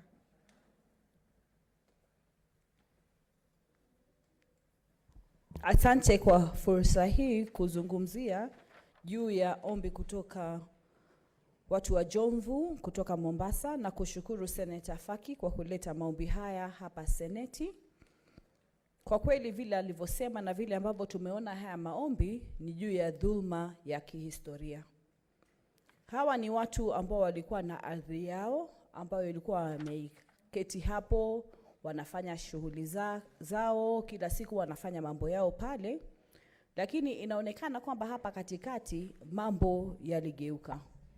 Inaonekana kwamba sasa hino ardhi si ardhi ambayo wanaweza kuimiliki vizuri, na ni kwamba wametupwa nje. Na nafikiria kwa sababu wameleta ombi hili hapa Seneti, kamati husika ina kazi ya kuangalia jambo gani haswa lilifanyika. Kwa upande wangu si vibaya kutoa ardhi kwa kanisa, lakini nimemuuliza Senator Faki akaniambia ni karibu ekari 150 ambayo inahusika, na ekari hizi pia zinauzwa kwa watu wengine sasa, ambapo wale watu ambao walikuwa wakiishi pale tangu zamani sasa hawapati nafasi, na wanaangalia kwamba hii ni ardhi ya ukoo, ardhi ambayo wameimiliki kwa miaka mingi sana, na ardhi ambayo wanahitaji, kama ni kwa upande wa uchumi, kama ni kufanya biashara, kama ni kufanya ukulima, kama ni kufanya chochote na ardhi ile. Na kwa sababu wameona kwamba dhulma hii imeendelea, na haswa katika pwani tumeona dhulma nyingi sana kwa upande wa ardhi. Kwa hivyo hawa wanajomvu wanaoleta ombi hili katika Seneti, wameleta ombi mahali sawa na ni ombi muhimu. Nafikiria ikienda kwa kamati hii itashughulikia na wataweza kutuelezea ni haswa jambo gani. Nafikiria wengine pia wataitwa hapa Seneti iwe waweze kujielezea zaidi, ili tupate kujua haswa ni kitu gani ambacho kilifanyika na tuweze kutatua shida hino. Kama hii ardhi ilipatiwa kanisa kwa sababu ya kazi fulani, basi si ardhi yote, mpaka wale ambao ni wakazi pale hawajapata chochote. Kwa hivyo nafikiria masuala haya ndio yatabidi yaangaliwe. Vyeti vya kumiliki ardhi pia viangaliwe kwa njia ambayo itakuwa njia ambayo itaweza kusaidia kujua kwamba ardhi ilikuwa ni ya nani, ardhi inapaswa iwe na nani. Na haswa hili swali la kuuza ardhi ni muhimu sana, hasa kutoka pwani, kwa sababu tunaona kwamba ardhi nyingi ikiuzwa, wale ambao walikuwa kimiliki ardhi hino wanapata kwamba hawana mahali pa kwenda, kwa sababu kama humiliki ardhi ya babu, nyanya, babu zako wa zamani, itakuwaje sasa na utaketi wapi? Kwa hivyo ombi hili nafikiri ni muhimu. Namshukuru Senator Faki ambaye ameleta ombi hili kwa niaba ya watu ambao wanaishi Jomvu ambao wamepatikana na janga hili, na nafikiria katika Seneti tutaweza kuliangalia na kulikamilisha vilivyo na kuhakikisha kwamba haki yao wameipata. Asante. Thank you, Senator. Senator Boy Isa Juma. Asante sana Madam Speaker kunipa fursa hii niweze kuchangia. Kwanza nataka kumpongeza Bwana Salim Idadi, mkazi wa Jomvu, kuleta hii petition hapa katika Senate. Mheshimiwa Speaker, kama unavyojua ardhi ni jambo sugu sana katika nchi hii. Na kila pale unaposikia unapoenda tatizo kubwa ni ardhi. Si Mombasa, si sehemu za Rift Valley wala si sehemu zingine, kwamba shida kubwa ni kwamba utaona kwamba kuna unyanyasaji wa ardhi katika nchi hii yetu. Na kusema la kweli, hawa wananchi watukufu katika eneo la Jomvu, mimi mwenyewe nikiwa mdogo, historia ya Jomvu tumesoma katika vitabu, na katika Kenya history yajulikana kabisa Jomvu iko sehemu gani na Jomvu ni pahali gani. Ni pahali ambapo katika historia inajulikana sana katika historia ya Kenya kwamba Jomvu ni pahali, ni mji mmoja ambao ni wa zamani sana katika biashara, tukisoma history tulikuwa tukipitia tukisoma bara Jomvu. Kwa hivyo Madam Speaker, kusema la kweli, haki lazima ifuatilizwe, na pia sisi kama viongozi lazima pia tuweze kushangia, kwa sababu malalamiko haya yalipelekwa pia katika National Land Commission yetu katika nchi yetu ya Kenya, na utakuta kwamba kesi nyingi zikienda katika National Land Commission hawachukui jukumu la haraka kutatua tatizo hili la maardhi. Wao wanasikiza malalamiko ya wananchi, lakini haki na utendaji wa haki hazifuatilizwi kabisa. Kwa hivyo Madam Speaker, mimi kusema la kweli, haki katika ardhi hii lazima ifuatiliziwe, na kama kuna komiti ambayo itachunguza hii ardhi ya watu wa Wajomvu, basi wakae chini na wale wananchi wenyewe waweze kutatua swala hili, tatizo sugu la ardhi. Ardhi ni tatizo kubwa sana, na sio Jomvu peke yake Madam Speaker. Kule kwangu katika kaunti ya Kwale sahihi kuna shida kwenye ardhi moja karibu ya Ramisi ambayo imenyakuliwa na mabepari. Kila siku maandamano hayo utakuta ni mambo ya ardhi peke yake. Huko sehemu za Waa, sehemu za Galu, Kinondo, matatizo ni hayo. Kwa hivyo Madam Speaker, mimi naomba kwamba hii kamati ambayo itasisitiza kuangalia shida hii iweze kufanya haki na watu wakazi wa Jomvu wapate haki yao. Asante sana Madam Speaker. Thank you, Senator. Senator Halaka Bishir Soka.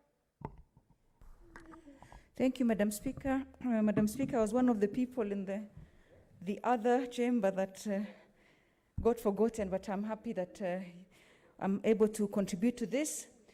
The issue of land is something that is very close to my heart, and the people of Jomvu who have brought this petition, I'd like to support them and to say that they have done the right thing to come to the Senate. Madam Speaker, Mr. Mohammed of Jomvu can be replicated in every part of the Asal counties as well. In fact, this reminds me of the allocation of revenue and resource sharing across the country, which we've just adjourned. But when you look at that, it's basically the historical injustices where colonial style of laws and disenfranchisement of communities is happening, especially with land. Madam Speaker, all that anybody needs to do to take away land from our communities, be it in Mombasa, be it in Isiolo, be it in Mandera, is to gazette. If this land was private land, of course we are all for places of worship. In fact, if there's one place that people live in perfect harmony from any religion is the coast, and we would like our places of worship to have enough land. But it's not right that community land is usually just acquired compulsorily without any consideration for the communities that have lived there for ages. All anybody needs to do is to gazette it and convert it either to public land or to private land. That is wrong. Madam Speaker, if that land was private, somebody would have had to buy it. Why is it that when it's community land, it's just taken away from them with no consideration? Even relocation or compulsory acquisition must follow a process. Why is it that when it comes to communities, no process is followed? Madam Speaker, in the last 2 years alone, 50 quote-unquote forests have been gazetted to become public land. Not a single compensation has been given to the communities that lived there. Why are we then taking away and impoverishing our communities and taking away their land when in fact, if it was private land, somebody would have been paid for it?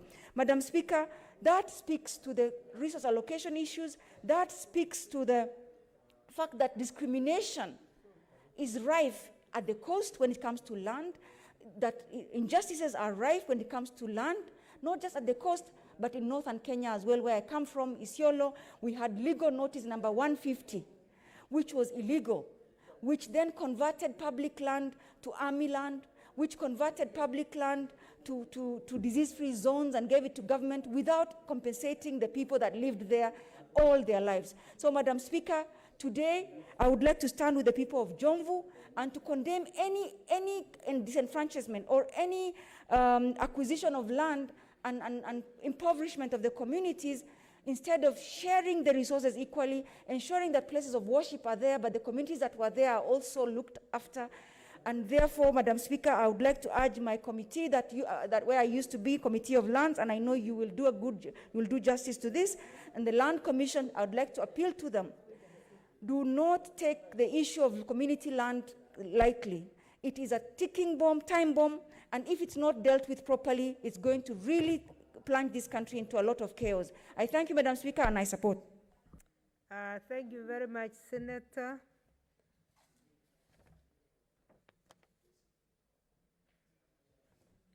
Honorable Senators, Standing Order 2321 states that the petition should be committed to the relevant standing committee for its consideration. In this case, I direct that the petition be committed to the Standing Committee on Land, Environment and Natural Resources, and the committee is encouraged to work closely with the Standing Committee on Justice, Legal Affairs, and Human Rights in preparing its report to the Senate.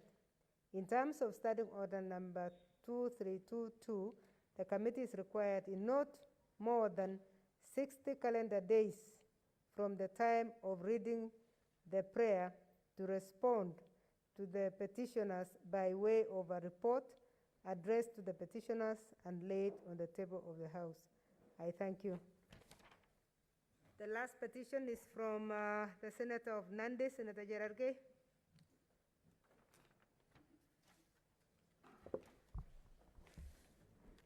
Thank you, Madam Speaker. Petition to the Senate concerning non-payment of support staff in contract with Nandi County Government.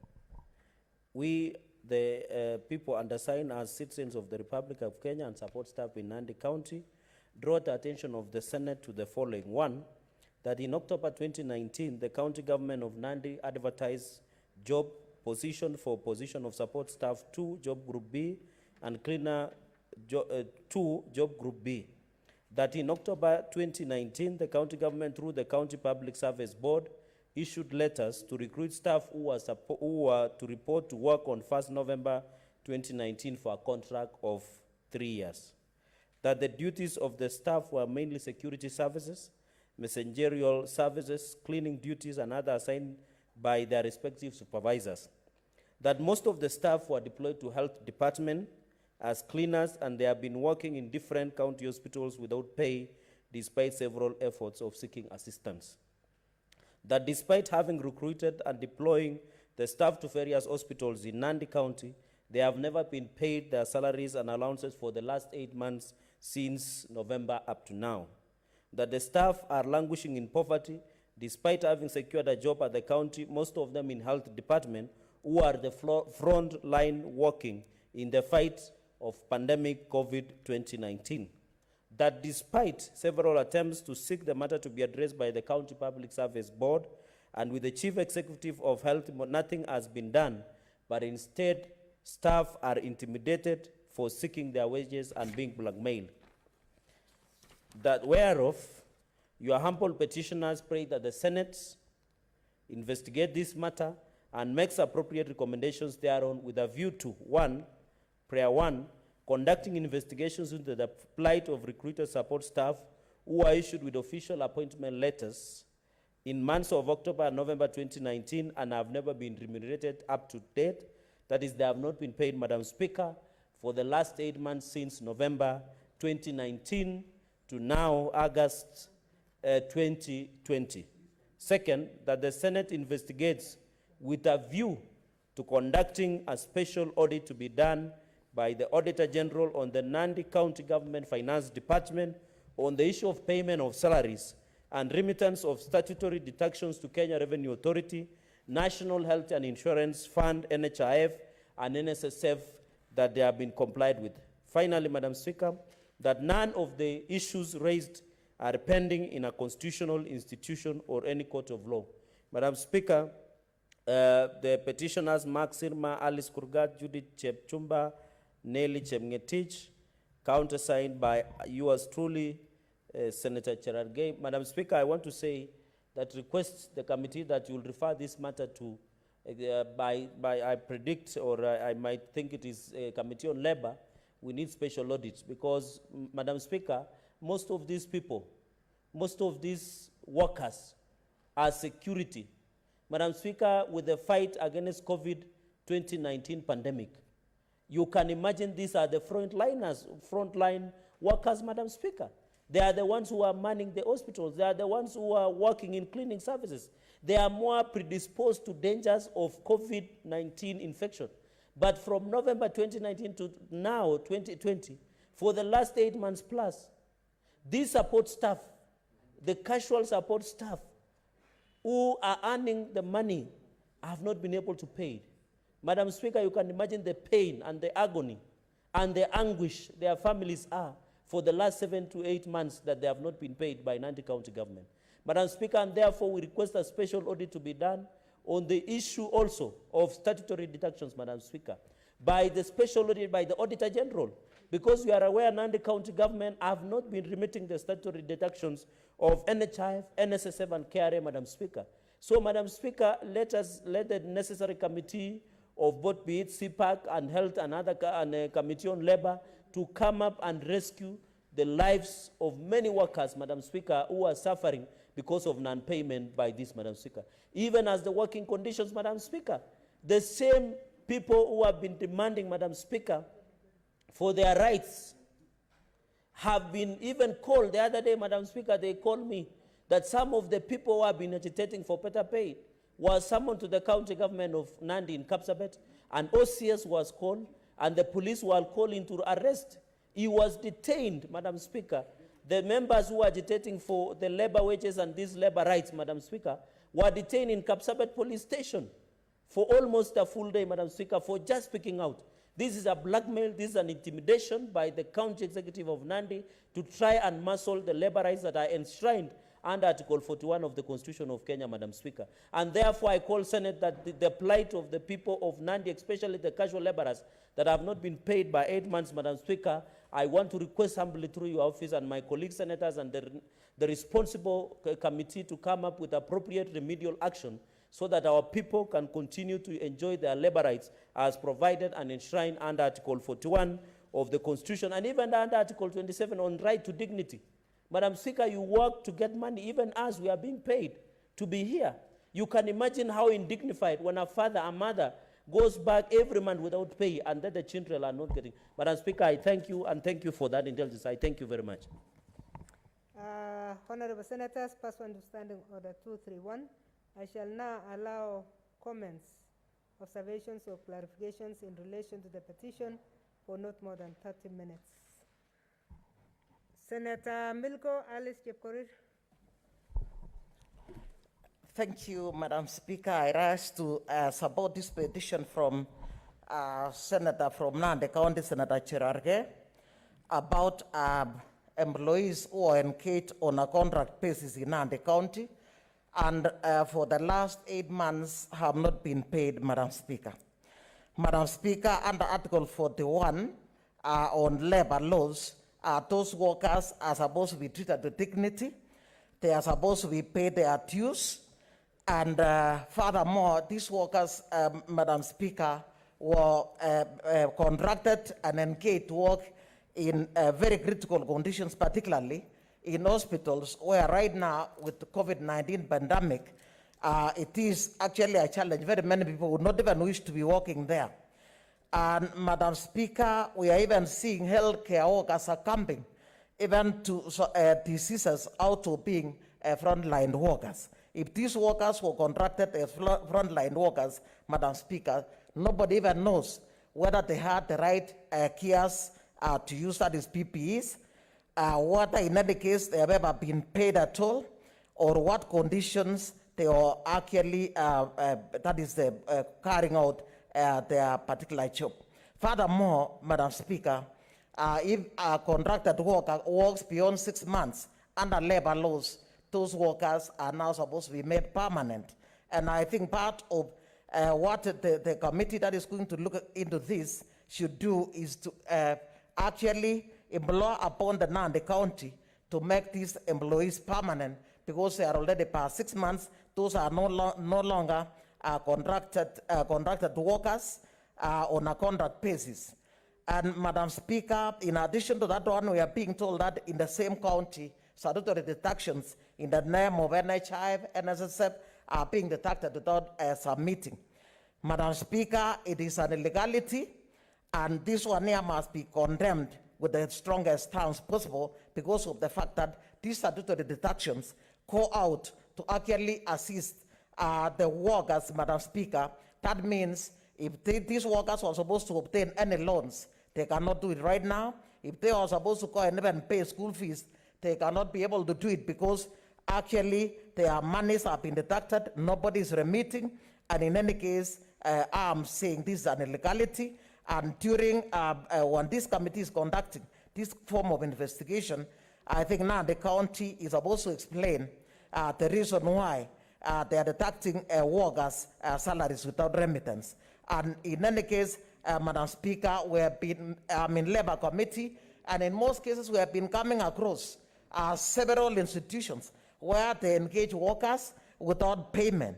We have even been seeing the nurses right now complaining, Madam Speaker, that they have been working and even non-payment. In any case, I think this is high time that the people who engage any worker at all should know that there is need to actually exercise caution in terms of ensuring that jobs are done with dignity, people are paid for being contracted, and in any case, these workers of Nandi must be paid as a matter of urgency even before we bring, this particular petition is brought to conclusion. We are urging the governor of Nandi County to ensure that the salaries for these workers, the 8-month salary, is paid, and in addition to that one, statutory deductions are also submitted, Madam Speaker. Otherwise, I support this petition, and I'm sure maybe if it will come to Labour Committee, we shall ensure that we shall expedite, and in any case, bring this one here to conclusion. Thank you, Madam Speaker, and I thank the Senator for Nandi for having that great concern for the inhabitants of Nandi County. I thank you, Madam Speaker. Thank you, Senator. Honorable Senators, Standing Order 2321 states that the petition should be committed to the relevant standing committee for its consideration. In this case, I direct that the petition be committed to the Standing Committee on Labor and Social Welfare. In terms of Standing Order 2322, the committee is required in not more than 60 calendar days from the time of reading the prayer to respond to the petitioner by way of a report addressed to the petitioner and laid on the table of the Senate. I thank you, Senators. Honorable Senators,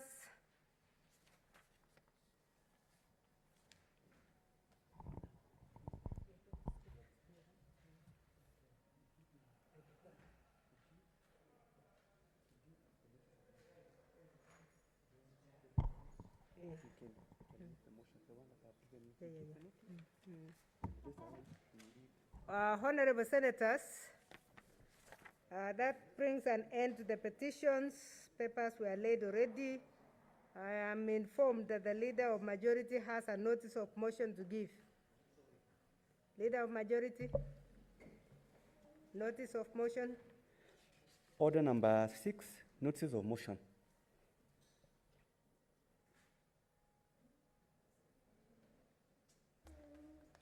Senator Bogisho. Yes, Madam Speaker, I beg to give notice of the following motion, that notwithstanding the resolutions of the Senate made on the 27th February 2020, 17th March 2020, 14th April 2020, and 2nd June 2020, alteration of the Senate calendar, the Senate pursuant to Standing Order 29.4 and 31.3b now resolves to hold a sitting on Tuesday, 11th August 2020 at 2:30 p.m. and thereafter to adjourn and resume sittings on Tuesday, 8th September 2020 pursuant to the calendar. Thank you, Senator. Senators.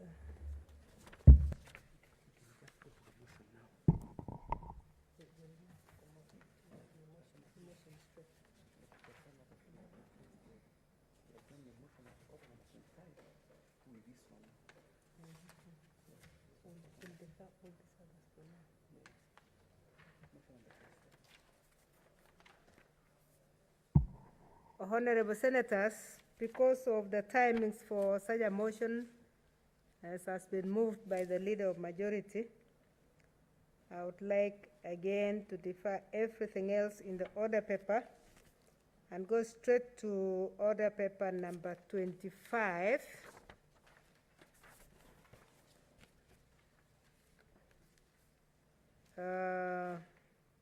No, 27, because it's a timed motion. So next order, read the order, please. Order number 27, motion. Leader of Majority.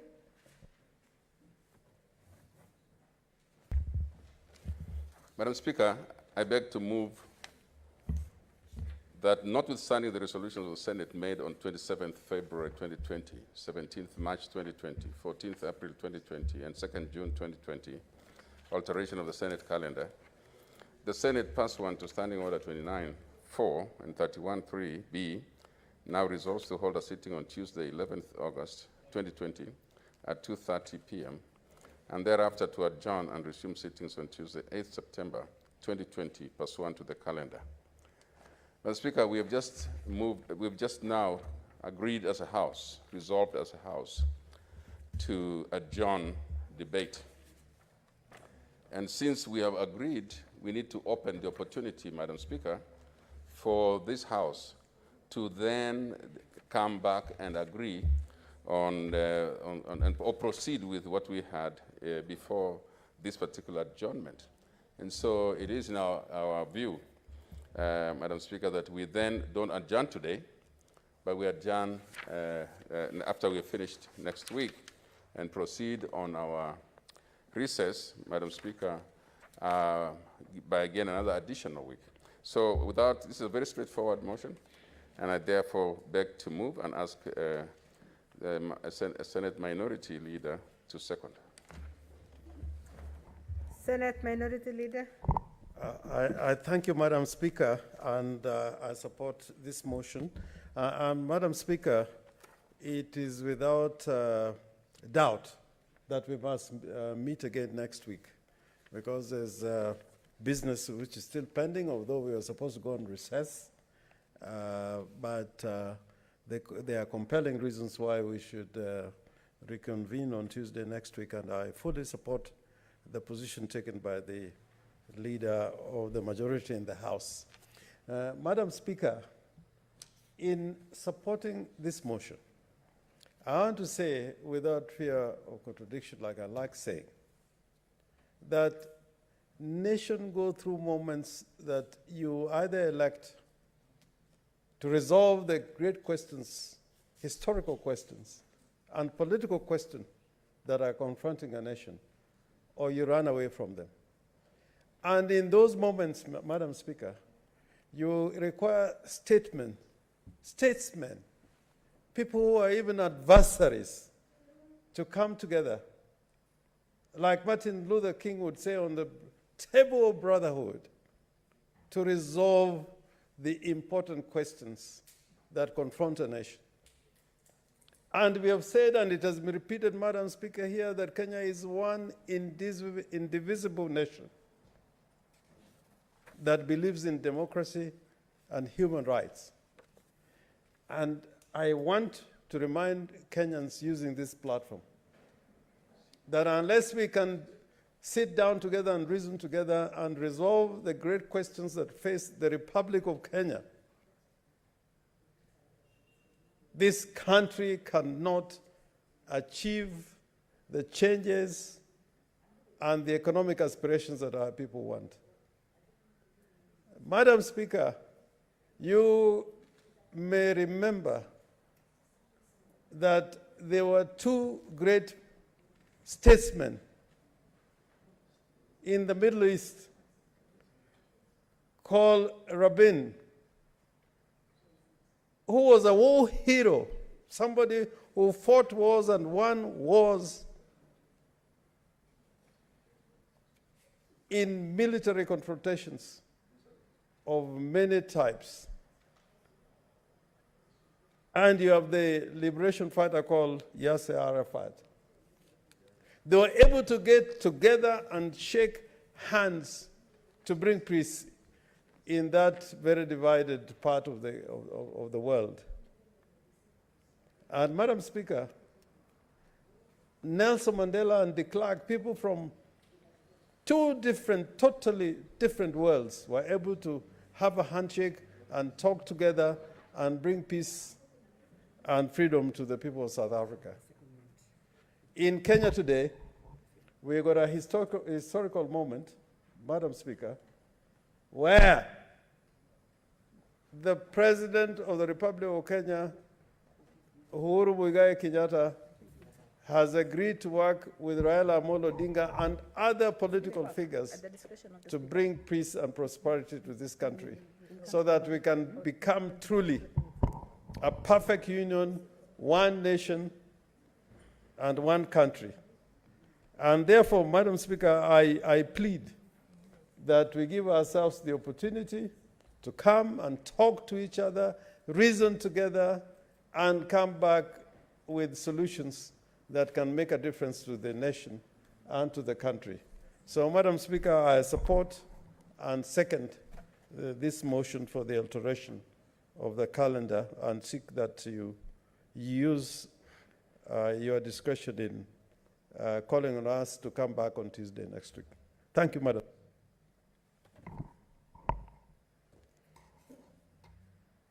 Honorable Senators, I now propose the motion that notwithstanding the resolutions of the Senate made on 27th February 2020, 17th March 2020, 14th April 2020, and 2nd June 2020, which are on the alterations of the Senate calendar, the Senate pursuant to Standing Order 29-4 and 31-3B now resolves to hold a sitting on Tuesday, 11th August 2030 at 2:30 p.m. and thereafter to adjourn and resume sittings on Tuesday, the 8th September 2020, pursuant to the calendar.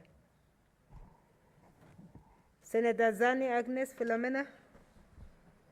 Thank you, Madam Speaker. I wish to support this motion.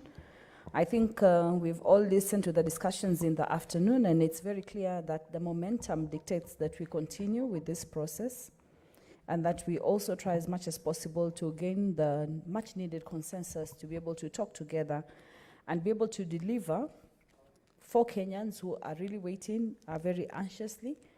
Because, Madam Speaker, we're looking at a formula that's going to guide the revenue allocation in counties for the next 5 years. And therefore, it is very critical and very important that all counties really are brought aboard this discussion, and that the idea of equity also is well imputed so that every county can understand what is going on. Number two, Madam Speaker, as I said earlier, it's very important at this point that the various formulas that are coming in are explained and understood.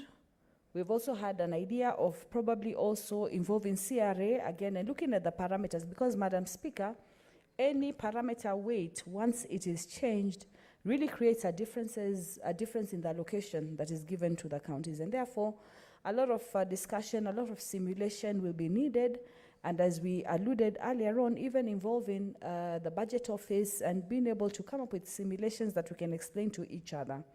Madam Speaker, we also have various amendments, and I was just saying a few minutes ago that I feel like with these amendments, we are nearly there, because if you also look at the amendments, there's a lot of similarity in what we are proposing.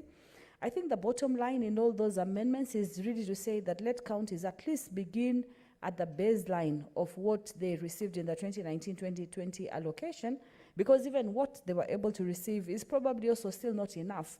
We know that we had deficits in various counties in terms of them actually being able to attain what they need to attain. So I think we are making a decision that we don't want to go on adjournment now at such a critical time. We are adjusting the calendar to allow us time to debate, to consult, to talk together, and be able to deliver.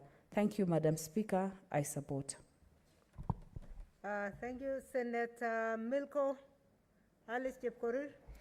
Okay, thank you, Madam Speaker. I also rise to support this motion to come back and resolve the stalemate that is before this House.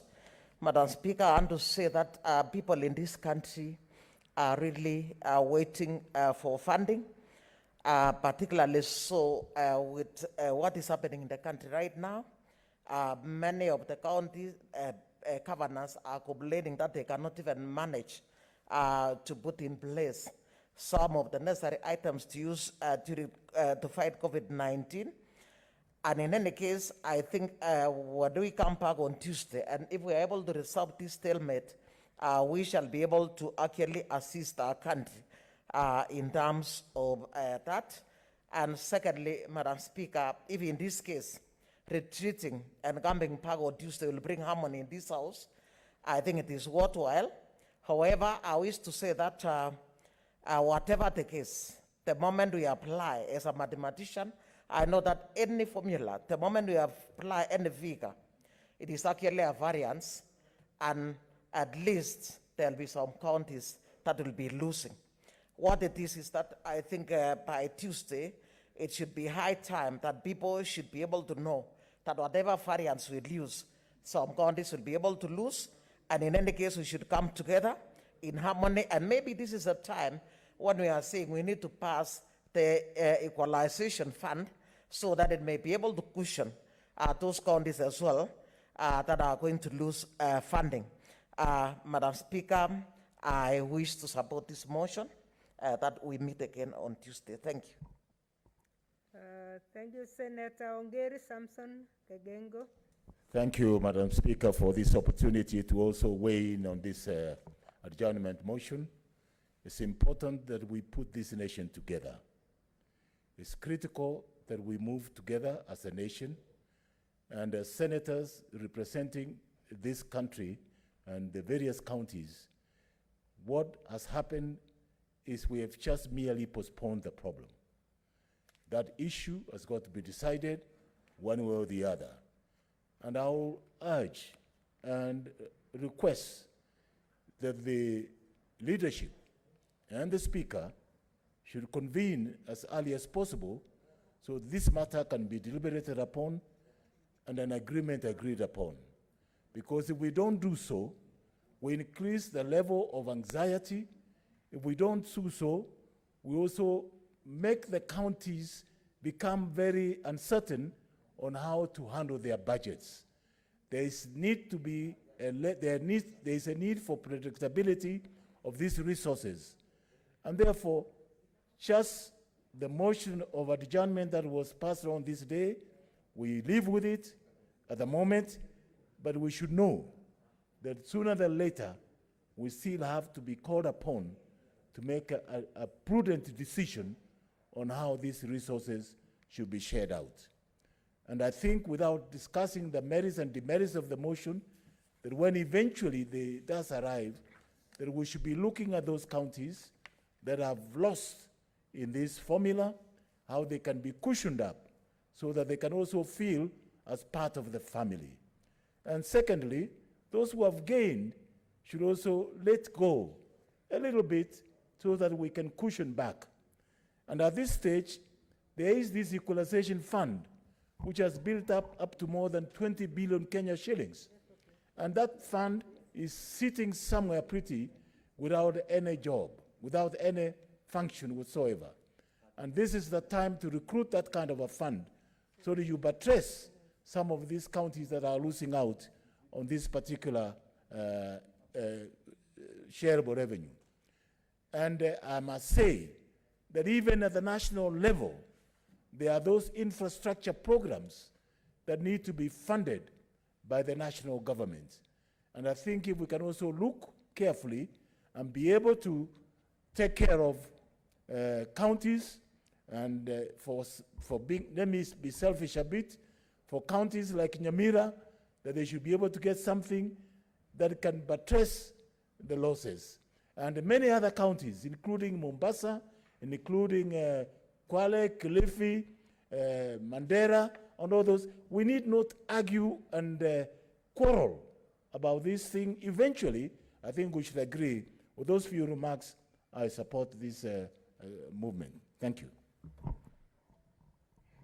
Thank you, Senators. Senators, this does not concern counties, so I will now put the question that notwithstanding the resolutions of the Senate made on 27th February 2020, 17th March 2020, 14th April 2020, and 2nd June 2020, on alterations of the Senate calendar, the Senate pursuant to Standing Order 29.4 and 31.3b now resolves to hold a sitting on Tuesday, 11th August 2020 at 2:30 p.m. and thereafter to adjourn and resume sittings on Tuesday, 8th September 2020, pursuant to the calendar. Will as many as of that opinion say aye? Aye. Will as many as of the contrary say nay? The ayes have it.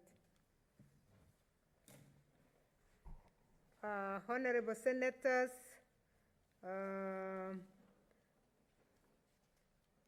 motion number 13 is deferred. It's on a division.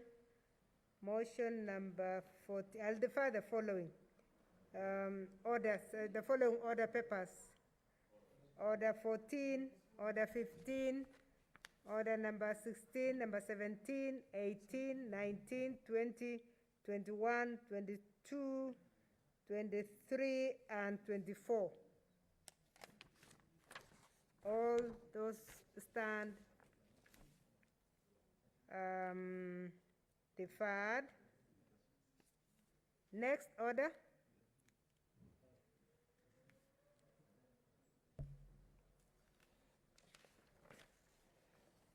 Order number 27, the Community Health.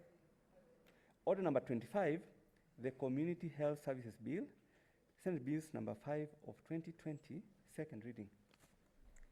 Senator Dr. Agnes Zani. Thank you, Madam Speaker. I beg to move that the Community Health Services Bill 2020 be read a second time. This is Senate Bill number 5 of 2020. Madam Speaker, I just want to very quickly talk about community workers, what they do, and why they are so important. Especially now during the time of COVID, and clearly we did not know that this was going to erupt. We have a group of people who, Madam Speaker, with your indulgence, maybe I can just remove because there's social distancing so that I can speak quite clearly, and I'll put back my mask. Yeah. We have a group of people called community health workers who work at the basic level in the community, who interact with the communities. These are the workers who go from household to household, talking to members of households, finding out what diseases they have,